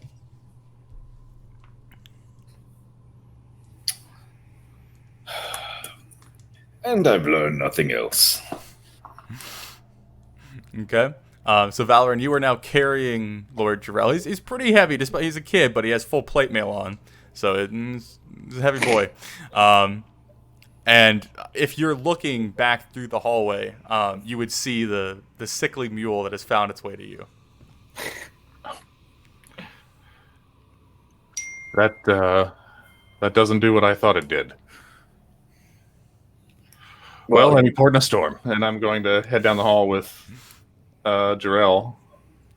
You want to give me an animal handling check if I imagine you're doing what I think you're doing? Okay. Oh, can I grab Novin's body? Can you? You'd be dragging it. You can't carry it. Yeah, fair enough. Yeah. Okay. Hold on, JT. Hold on. I was getting there. I have to explore the cave to its fullest. Oh, my bad. Here, then let me do that. And I'd like to go ahead and just stab him in both eyes with a silver arrow and just make sure, there's no eye energy left in there. As you stab into the empty socket where the skin's gray and dried and kind of dead looking, you feel a bit more like resistance trying to get through the tougher skin, but as you kind of drive it in there, you can get through and send the arrow through. Good. Yeah, just stash that back. Jarek, you're doing it all wrong. And I take my I'll set my shield down on the ground, and I'll take the warhammer, and I'll just. Whoa, roll it. We need his face intact. I just want to make sure he can't do any shit with his possessed eyes. Break his arms and legs. Yeah. That's just gross, though. I think better of it. Okay. So, Valoran, you are able to get Jarrell on the mule if you choose to do so. It being a little timid in the darkness and the dingy, strange world it finds itself in, but the mule seems not opposed to dealing with you for the time being. So Valard actually gently puts Jarrell on the mule, drapes him over like Red Dead style. And then pats the mule's face did you really come down here by yourself, boy? Can't believe it. You looks up and you see a fly that had been clinging just above its brow for however long it took to get down here. Goes to fly away, and it just kind of lands on the other eye of the mule, standing on the actual pupil without it responding whatsoever. It's kind of dead animal eye, just kind of staring up at you. I'll actually look down and see whether this really is a boy. Yes, it is a male donkey mule thing. Unbelievable. All right, come on. Just hear that clap. Hold on, Valerian. And I guess I'll tie Novin's feet up and try and tie it to the donkey there. Okay. He'll just be dragged, not carried. Would it be easier just to take the head? Considering the state of Drell, I'd rather just give Braun everything we've got and hope he doesn't have us, burned to ash, so to speak. Look, I understand that you're not thinking clearly. We've just had quite an ordeal, but is Braun here? No, he's not. All he needs to know is that we fought our way down here. We killed Novin, and we found Jarrell in this state. We don't need to tell him that there were any choices. None of that matters. The only choice was Novin's, and he made it before we even came here. Yeah, fair enough, yeah. Valorn stiffens up, but he says nothing and just starts to gather his belongings and also collects the head of the Hulk to carry with him. Okay. And helps to carry whatever other found objects are going to be brought with us. Okay. As much as he can carry. For all intensive purposes, is everyone done with the room and kind of heading out? Yeah, do I have the box, or what are we doing with that box? Thor had it last time I checked. I had the box. I was exploring a pathway. Don't worry about me. I'm coming back. So as you guys begin to like pack up and depart, kind of making your way back down the path you had entered through, farther away, back towards the entrance of where you guys came in, it's very distinct and hard to miss as you hear the cries of terror, sobbing, screaming, confusion, kind of a mass amount of distress kind of building back towards where you would come. We are going to end the session there, though. So, as Lord Jarrell and the items and the body of Novin that you all have acquired is loaded up and brought outside of the Butcher's Hole, you guys coming back to the entrance that you had passed through where your companion Marcus had fallen on some hard times, you discover what's left of Baron's Hollow in a state of disrepair, I guess to put it lightly. Everyone is kind of coming to and grieving and losing their resolve in various different ways as they try and kind of gather what is going on and what they have missed. A lot of confusion kind of being the main feeling with the general populace that's left. But after some soft explanations that exclude a bit of the harsher truth for now, the party lead the populace back out of Baron's Hollow, or out of the Butcher's Hole and back to Baron's Hollow. You guys are met back up with Adam and your cart and your horses. Everyone's kind of settled back in, but still with this kind of heavy, sad air hovering over the small town. It's certainly not remotely being restored to the point that it was before all these events took place. Is there any kind of particular things that you guys wanted to do? Like, Rolly, you mentioned maybe like trying to use healing spells that you had at your disposal, or like attempting to explain things a certain way or get people set up in a certain direction or anything like that? No, just I would have just made sure that that I was, of course there was some level of triage. I would have organized Jarek and Valoran and their with their respective abilities. We would have made sure that the worst injured I probably would have dealt with, and between what we had left over from the initial fight and then what we had after the long rest, we should have been able to attend to at least half or more of the survivors. So if there are any of them with wounds that needed tending, that's what I do, and then doing my best to raise their spirits, having been through something similar, seeing a long time ago. Yes. Yeah. And then Valoran. So definitely making myself useful with whatever Rolly needs help with. Also making it a point not to leave any remains in the butcher hole. Did you want to do that now, or did you want to make that tomorrow's event? Because you guys have like a day to kind of play around with coming up. I guess that would probably be the next day. We wouldn't have time for all that. So aside from just helping Rolly with the survivors, if I can catch back up with Belgrease, I want to get my 2 pair of manacles and throw them on Jarrell. Yeah.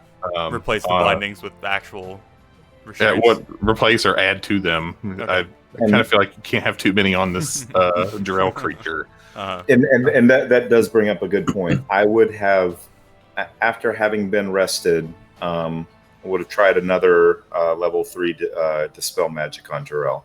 Okay. I'll go ahead and reveal that it's not a answer to whether or not it's possible. It is an answer to it is outside of your capabilities. I'm not quite hitting hard enough with it. I think how I'm feeling. Yeah, So, but you'd feel that familiar description you got yesterday of how what you usually reach toward and that feeling you usually get, you just don't get that response, and it kind of makes you slip a little bit. Okay. So then, yeah, after that night, getting your manacles, resecuring Jarrell, waking up the next morning, again, doing the kind of assumed responsibilities of making sure, no one's bleeding out and no one's, running off and screaming and crying in the middle of a field. You guys kind of go down, maybe using the cart to some extent, however you want to flavor that, but, bringing out the dead, clearing out the remaining townspeople and Marcus, and retrieving his belongings for, whatever you might want of that valor, and especially your family sigil and whatnot. Right. So, yes, after, Baron Hollow has kind of been respectfully dealt with, and having to bring that to the town, which kind of raises a whole other round of hysteria from most of the populace. There are so many different questions being asked and accusations being thrown around that it's very hard to quickly summarize the chaos that the town's kind of in at this moment. It's kind of locked itself into a stasis, more or less, as everyone's just instinctually reacting to all the different horrors that are kind of being revealed over time. Yeah, exactly. After a long day of kind of trying to, calm people down and kind of explain things and to your best of your ability, make a good thing out of a bad situation. Rolly, I think it might be safe to assume that you've stepped away from the town a little bit, maybe found a tree or something to smoke your pipe. Oh yeah, definitely. Once I was of no more immediate use, I would have needed a break to collect my thoughts, think, and So yes, smoke. it's evening time. Rolly's kind of stepped away. Valor, and you've kind of just been finished. Dealing with a particularly distraught woman. You're letting Belgrease kind of graze off in the field, and you kind of see Rolly off in the distance. And it might be the best time to approach the wise dwarf if you have any sort of conversation that is needed.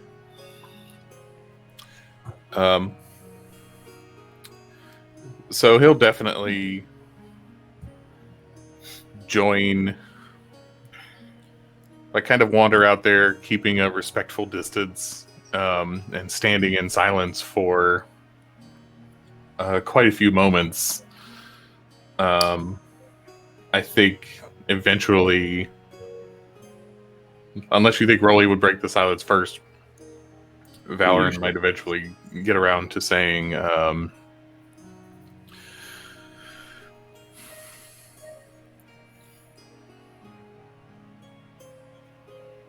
You handled their grief admirably, Mr. Rowley. Well,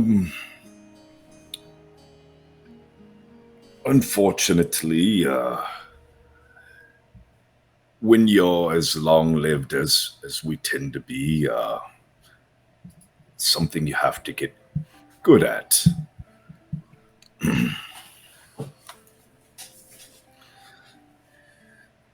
But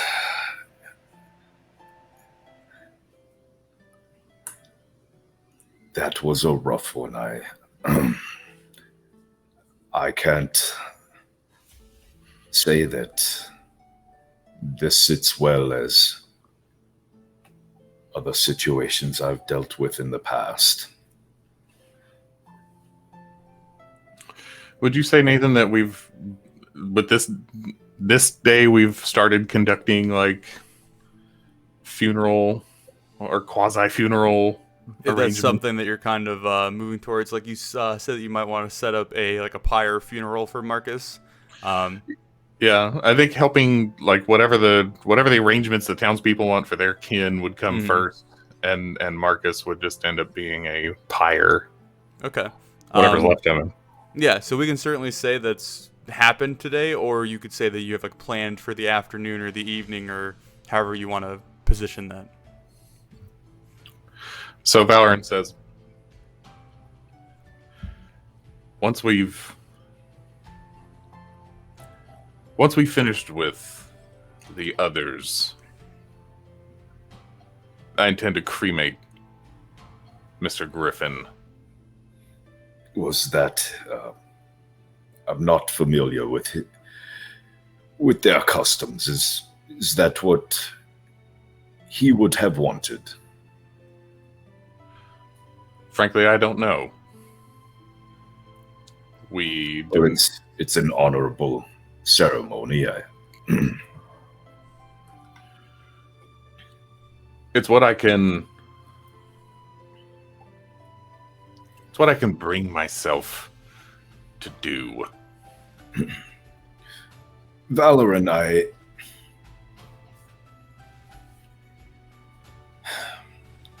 what was he like for your 23 years that you've been on this earth? Was that him? I didn't think so. And, I don't know who he was that gave himself over to this death, this misery. I did not know that man. Arcus, in the short time I knew him,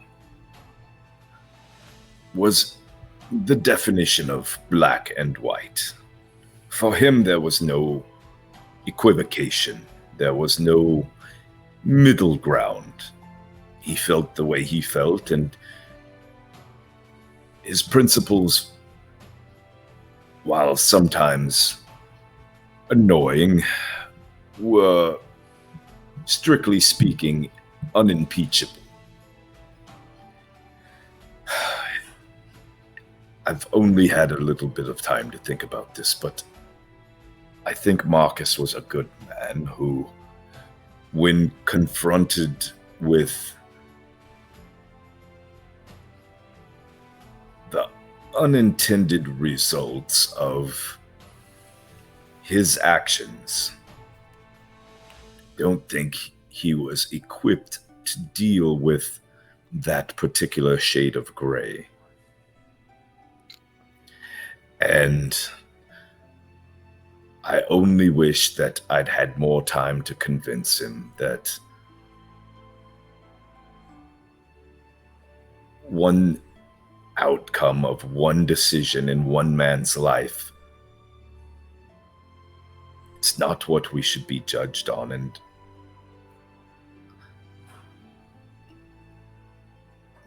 perhaps you should remember him through all the other times you've known him, the good times, the things he's taught you, the lessons you've learned from having him been in your life for so long. I think judging him on this singular action would be singularly stupid, and I don't think you're a stupid man, Valoran. I wonder, should I have done what he asked? Should I have killed him myself? Absolutely not. It is a lord's duty to kill when necessary. It's a lord's duty to meet justice, and like any good lord, if it needs doing, it should be done by your hand. He did nothing intentionally wrong. His first thought was to keep you safe. His second thought was to keep the group safe, and I do believe the third thought was to keep himself safe. When he realized the humanity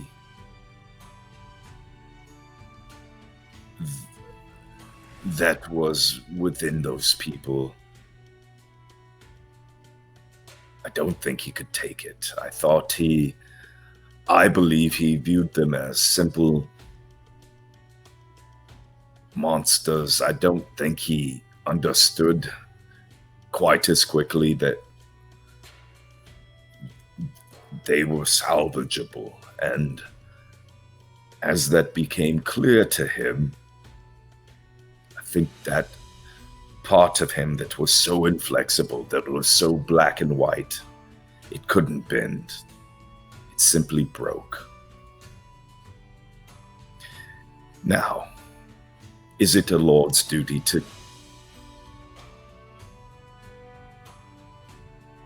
punish that? What law did he break?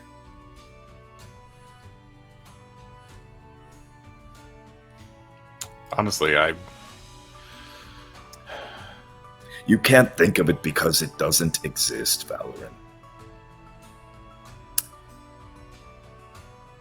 He made a bad decision based on the information he had, but his actions undeniably kept us safe. His actions undeniably let us complete our mission, as it were. So, we live in a world of grays, Valorant. To be a good lord, not that I've ever been one myself, but I've certainly been around many, and I've seen many political machinations within Bronze Shard and around it. To be a good one, you have to understand when to bend. You have to understand that you cannot always be black and white on everything. That was Marcus's flaw, and I don't want to see it become yours. this evening, I'd like you to speak whatever words he warrants over his pyre. I would appreciate it. Of course. It's my belief that whatever gods he worshipped, he's with now. He's at peace, and his journey is continuing just as ours is. I believe the gods are wise. I believe that they are good. And I believe they're just. Don't think he did anything that he's eternally damned for. So, if that is the case, and I believe it is, you would do good to relieve yourself of any mental burden of yesterday. And remember him for all the years before that. Remember the lessons he taught you in tactics and the strategy, court relations. There's much you can remember from him that has nothing to do with yesterday. But if you must remember anything from yesterday, is that there's two things. He did one well and he did one poorly. First, it's better to have a plan and act on it than to have no plan and let circumstances roll over you. However, the thing he did poorly was he didn't adapt. When he saw that it was, I do believe that somewhere in the middle there, he could have altered the course of what he was doing. He didn't. And when it was all finished, he couldn't adapt to the poor decision he made, and he ended it right there. And that was shirking his responsibility because his duty to you was not done.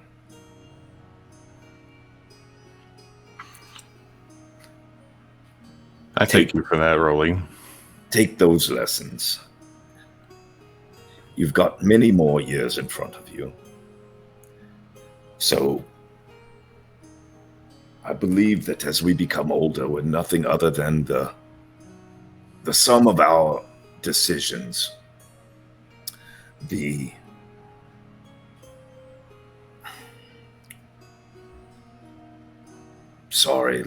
Old man can ramble sometimes, but I believe you've gotten the point.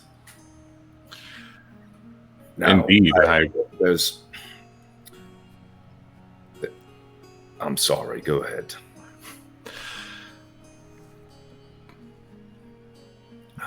don't think that I have been ignorant of the full meaning of your message. In fact, we've done right by no one here. With the matter of Jarrell. No one is going to be happy about Baron Hollow.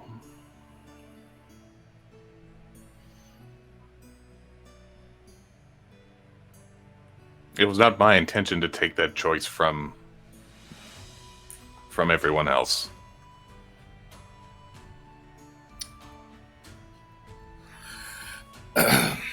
All right, I see where you're going with this, and knock it off, Valoran. Seriously, you're better than this self-pity that you're about to throw yourself into. Done right by no one.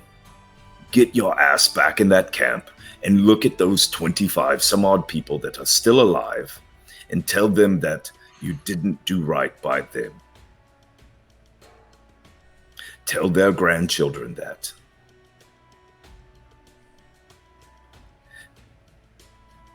What was your choice? What was the choice that was given you? In the moment of his death, Novin said, Jarrell or the townspeople. Jarrell or the townspeople. One or many. How would you say that you did right by no one, considering you chose many?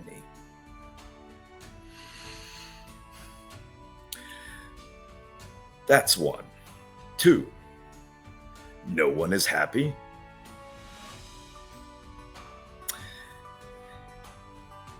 Valon, can you see the future? Are you a prophet? Are you a god? Because if you are, I'd like to know now. Not yet, but I'm always paying attention. Since you're none of those yet, you have no idea that no one is happy.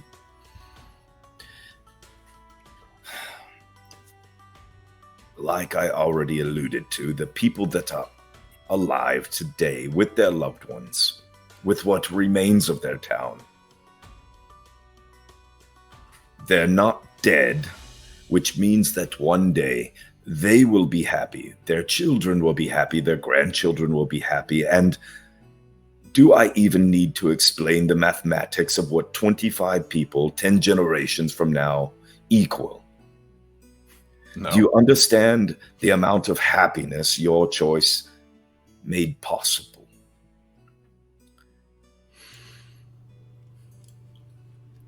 What of Braun? What of Braun? That goes to my second point. Can you see the future? Is Jarrell dead? Next to it. You have no idea. Nobody knows what's wrong with him right now. There are many people more capable and smarter than us in this matter who will make that determination. That is not for us. What was our mandate? To bring him back. And we will do that. Not in the way that we would have liked, not in the way that Braun would have liked, but we have successfully managed that. Or will, I should say. I believe the problem with him is somewhere between the realms of magic and divinity. I believe that through his necromantic arts, he rendered Jarrell thus, and there might exist somebody who can bring him back.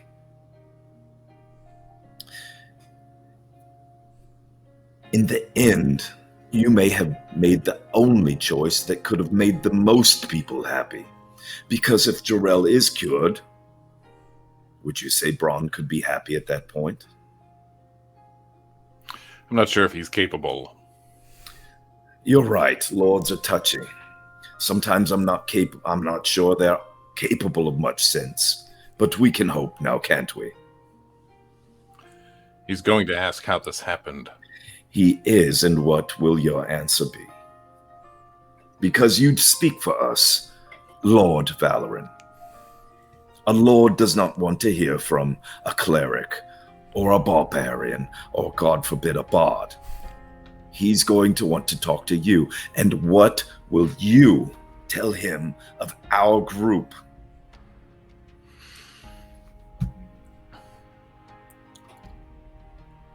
Will it be black and white?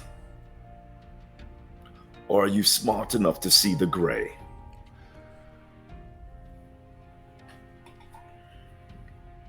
If I don't tell him that I made the choice to sacrifice his son for 25 townspeople, how am I different from Marcus?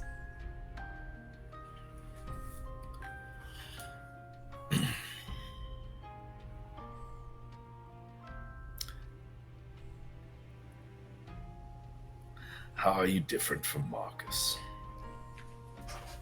Well, for one, you're alive.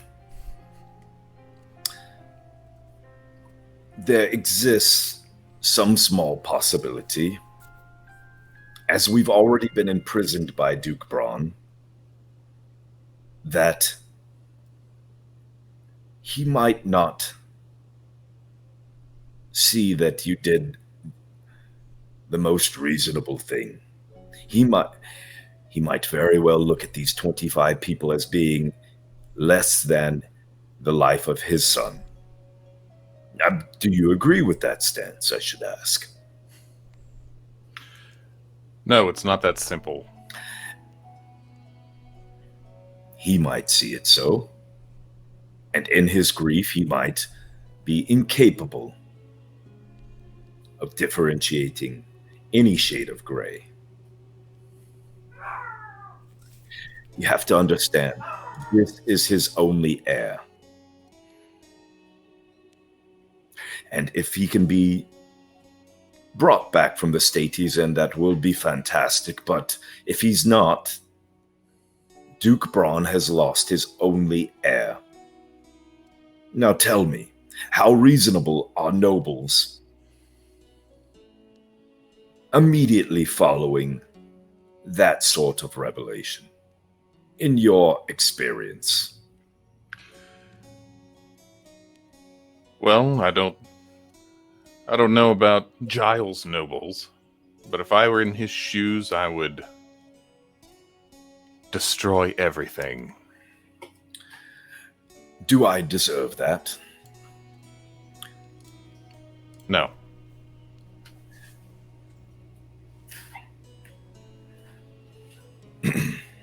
Does Thor? Does Jarek? Do you? I'm tempted here to jest, but no. No. Your actions, whether you like it or not, are going to have consequences. This is not a philosopher's debate, Valorant. This is not a textbook. This is real life with all of its imperfections, and a father's grief for his son, a duke's grief for the loss of his heir. I can assure you may not be reasonable at the moment. Now, neither do I say that you should lie. I should only ever advise you to tell the truth. And the truth was simple. We went to Barren Hollow. We went to Butcher's Hole. We found Novin, who had imprisoned and rendered unconscious his son Jarrell. After defeating Novin, the townspeople were released from their spell, yet Jarrell was not. But we do believe that the cure lies in either a magician or a cleric outside of our capabilities. Let him do what he will with that hope and with that knowledge. Otherwise, you're bearing the responsibility for the wrong person. If it were not for Novin, we wouldn't be here today. There would be 25 people still alive. There would be one child still at home with his father. You didn't do that. I didn't do that. Nobody did that but Novin. He put everybody in that situation. And like I said, Marcus did the best he could with the information he had, and he made a decision that was honorable, flawed but honorable. And when confronted with the exact same choice, you made a decision. It was honorable. In my opinion, it wasn't flawed. In Duke Braun's opinion, it would probably be very flawed.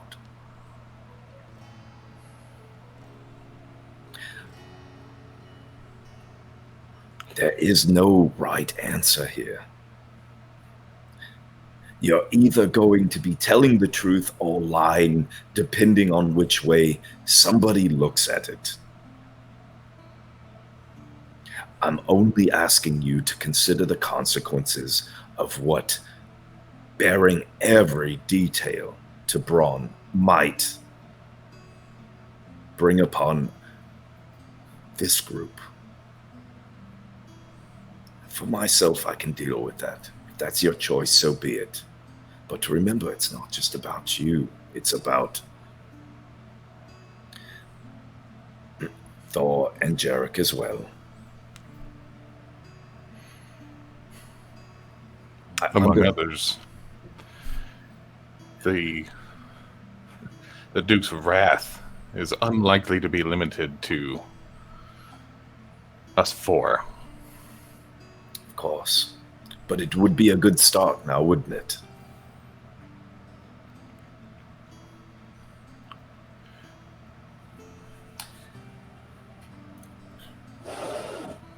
I say, instead of giving Duke Braun all of the tools necessary to lead himself further into despair, give him only the information necessary in which to maintain that bit of hope. Do you believe there is hope for Jarrell? Absolutely I do. He draws breath.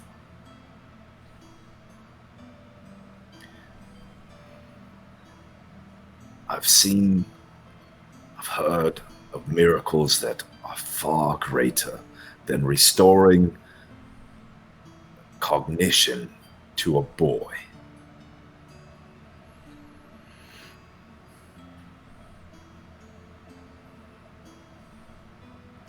I hear your wisdom, Roly, truly. I want you to know that. I will not disregard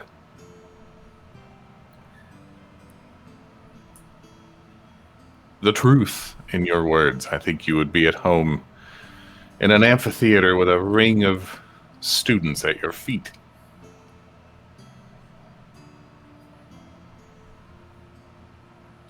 We're not students, we're not teachers, Valoran. We're companions and hopefully new friends. I'm only giving advice, and this will be the last time I give it.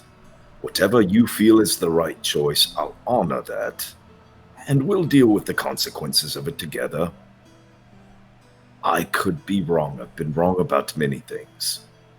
I'm only giving you what I believe to be correct.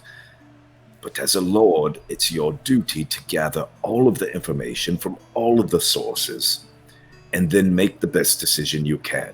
And if at the end of all of that reasonable contemplation, you come to the decision that you want to tell Duke Braun about your choice, then it will be the right decision. But I got the impression that you knew immediately what the right answer was, and that's a very dangerous attitude to have as a lord.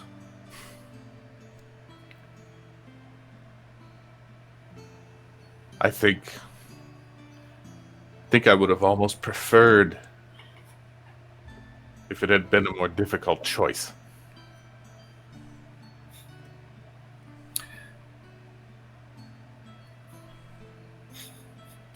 Well, that makes one of us.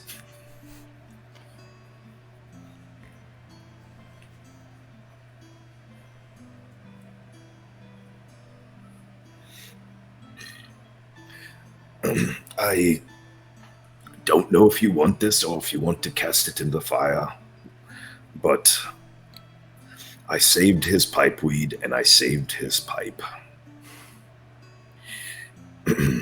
For myself, it's time for me to have a bit of a smoke, and if you're the smoking type, then it's time for you to join me. I've never smoked before, but Well, you've also never made the choices you've made before either. Today's a day of firsts. I can blow one smoke ring in the memory of an old teacher. Here's to an old teacher. So, Valorant, you would come into possession the simple yet respectable white pipe that you'd seen Marcus use throughout your life, having revered it as kind of a memento of his that never left his side. So, seeing it for the first time without the grizzled warrior to accompany it gives you a small pang of loss, but gripping it as your own, at least for this moment, calms it ever so slightly as Rolly begins to kind of pack some tobacco leaf into his and yours and getting ready to kind of... Have you ever smoked a pipe before? Never. Watch and learn. Make sure that the bowl is scraped out. A simple stick will do, but I'll get you a better implement for it later. But make sure there's no residue. Then I take a 3-plug technique. You take a little bit of the tobacco, which ideally is rather wet, or moist, I should say. Put it in the bottom and twist it. Take another pinch, put it on top of that, mash it and twist it in a third in the same manner. Once that's tamped down, hold it in front of you. Take your implement of fire, and I'd reach into I'd grab a stick out and hold the flame above the tobacco of about this much or so. And draw in. Keep that going until you get an ember in the middle. It's not rock. It's not very hard. People have been smoking for quite some time. I think you'll get the hang of it. Don't inhale this smoke. It's not that kind of smoking. You keep it in your mouth and blow it out. If you inhale it, you'll be very sick. I wasn't aware there was a difference. You can thank me for it later. So Valoran follows the instructions and mimics Rolly. It would be, quite the shock to smoke for the first time, having that taste and having to kind of get the first little hurdles of that. But more or less successfully can mimic the general idea of what Rolly is achieving.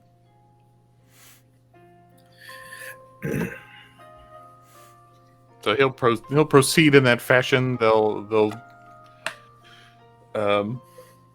enjoy their pipes for a moment. And Valorant says, I don't know if I'm going to pick up the habit, to be honest with you, but Well, if you quite give it up, make sure I get that pipe weed back. I will. Thank And you. in the meantime, it's a comfort this evening. We will need our comforts in the days to come. So, for the more immediate concerns, do you think of the progress of our friend Jarek?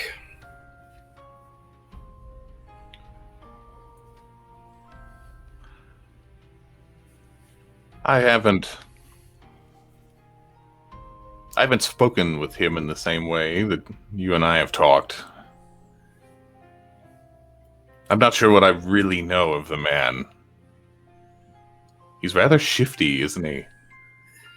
He is. He's not without his flaws, but as I alluded earlier, I've seen him make an honest effort to better himself. Not sure if it's because he truly wants to be better or if he's scared of the consequences of being bad, but we'll take it either way I can get it. Sometimes one has to do in the meantime, while you're waiting to hear from your conscience. Well, many people believe that nobles have an easy life, and in many ways they do. You'll never deal with the hardships that the common man will, and you won't deal with most of the hardships that the majority of the rest of the population will. From But your mouth to the god's ears. you are also faced with burdens, responsibilities, and decisions that those same people couldn't comprehend. Many times, as a novice, I would overhear the prayers of our nobility in Bronshard, and did give me a bit of an insight that things that seem easy to a normal person, and make no mistake, Valoran, you're not normal, have nuance and difficulty that can only be understood by being born into that environment, being raised into it. So again, what for me would be a simple choice, I understand for you is not. But you'll have time to come to your own decisions, and when you make your decision, don't look back. Don't be that kind of person. When you act decisively. When you make a mistake, own it and then move on decisively.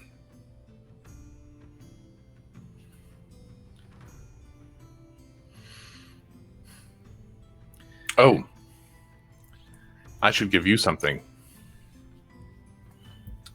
And Valoran takes out the wooden horse-shaped whistle and holds it out to Rolly.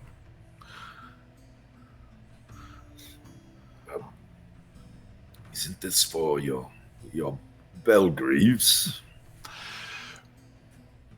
We took it off the centaur It seems to call any horse or mule. I won't need it for Belgrease. We understand each other. As you say that, Belgrease, which is a few hundred feet away at this point, still gnawing on grass, just kind of lifts his muzzle just and then goes back to grazing. I thank you for this, and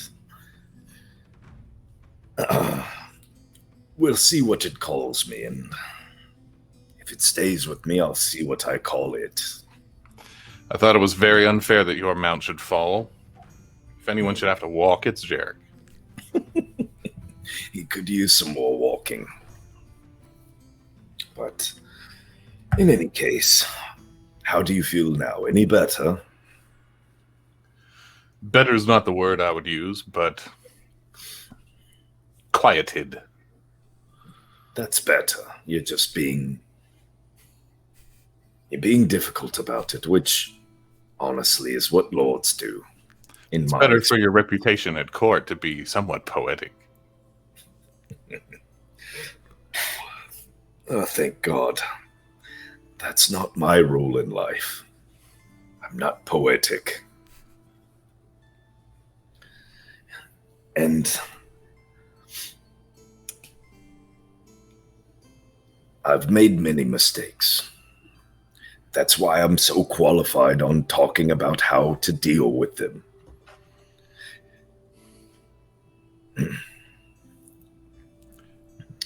Sometimes, though, what I viewed to be a mistake ended up being the right answer. It's how this life goes. You're right, you know. I know. If I have every intention of draping my family in all finery. But if Count Salamon gets my land, the tenants there, the farmers, the villagers, the brewers, the smiths, there's no hope for them. It's almost as if you are putting the needs of the many common people above the needs of one or a few nobles. It's funny when that happens. It almost seems like the right decision, doesn't it?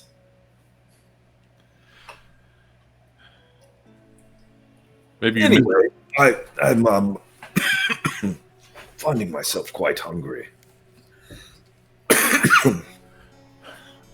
One last request. When we get back to Karun Vale, and I do want to stop there before we leave this region,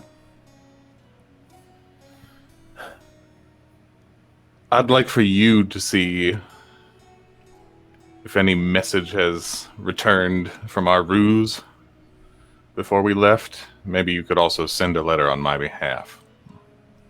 I'll consider it done. That's not a problem at all. Just let me know what it needs to say. Oh, I'll write it. Even better. So at this point, you're getting kind of later into the evening, the last bit of the light from the sun kind of filling the sky. It'd probably be the appropriate time to kind of set up, if not already set up, the pyre for Marcus and getting that kind of underway, if I can assume that that's kind of what we'll roll into. Do you want to describe to me what you might set up? Yeah, we don't have to make a big moment out of it, but just a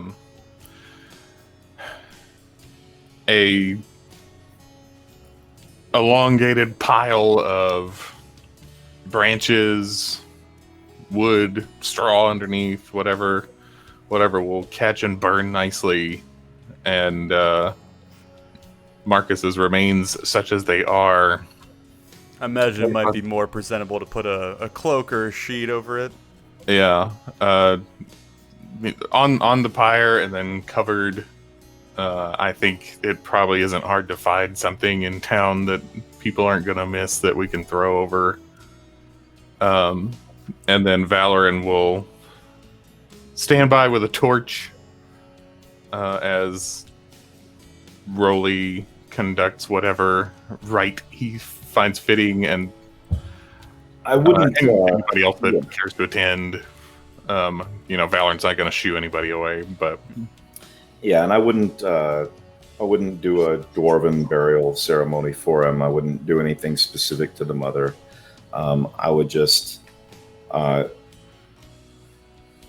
understanding that whoever Marcus, because I didn't know him, I didn't know what his beliefs were, but whatever god he held dear would hear us talking and would understand that the general prayer as offering was for him. Okay. Yeah, so as the pyre is set up and, Valoran begins the burn and everything kind of shrinks, the whole scenery kind of getting a bit more focused as the sun finally sets and you're left with the dark night, the only prominent light being the pyre itself as it kind of engulfs what's left of the old warrior and sends him off into the sky.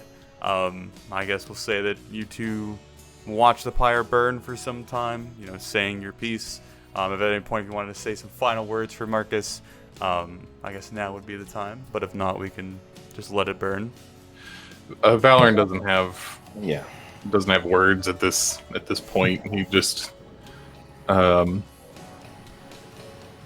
sits and actually waits. Like, he doesn't put it out. He waits for it to burn itself out, which probably takes all night. Yeah.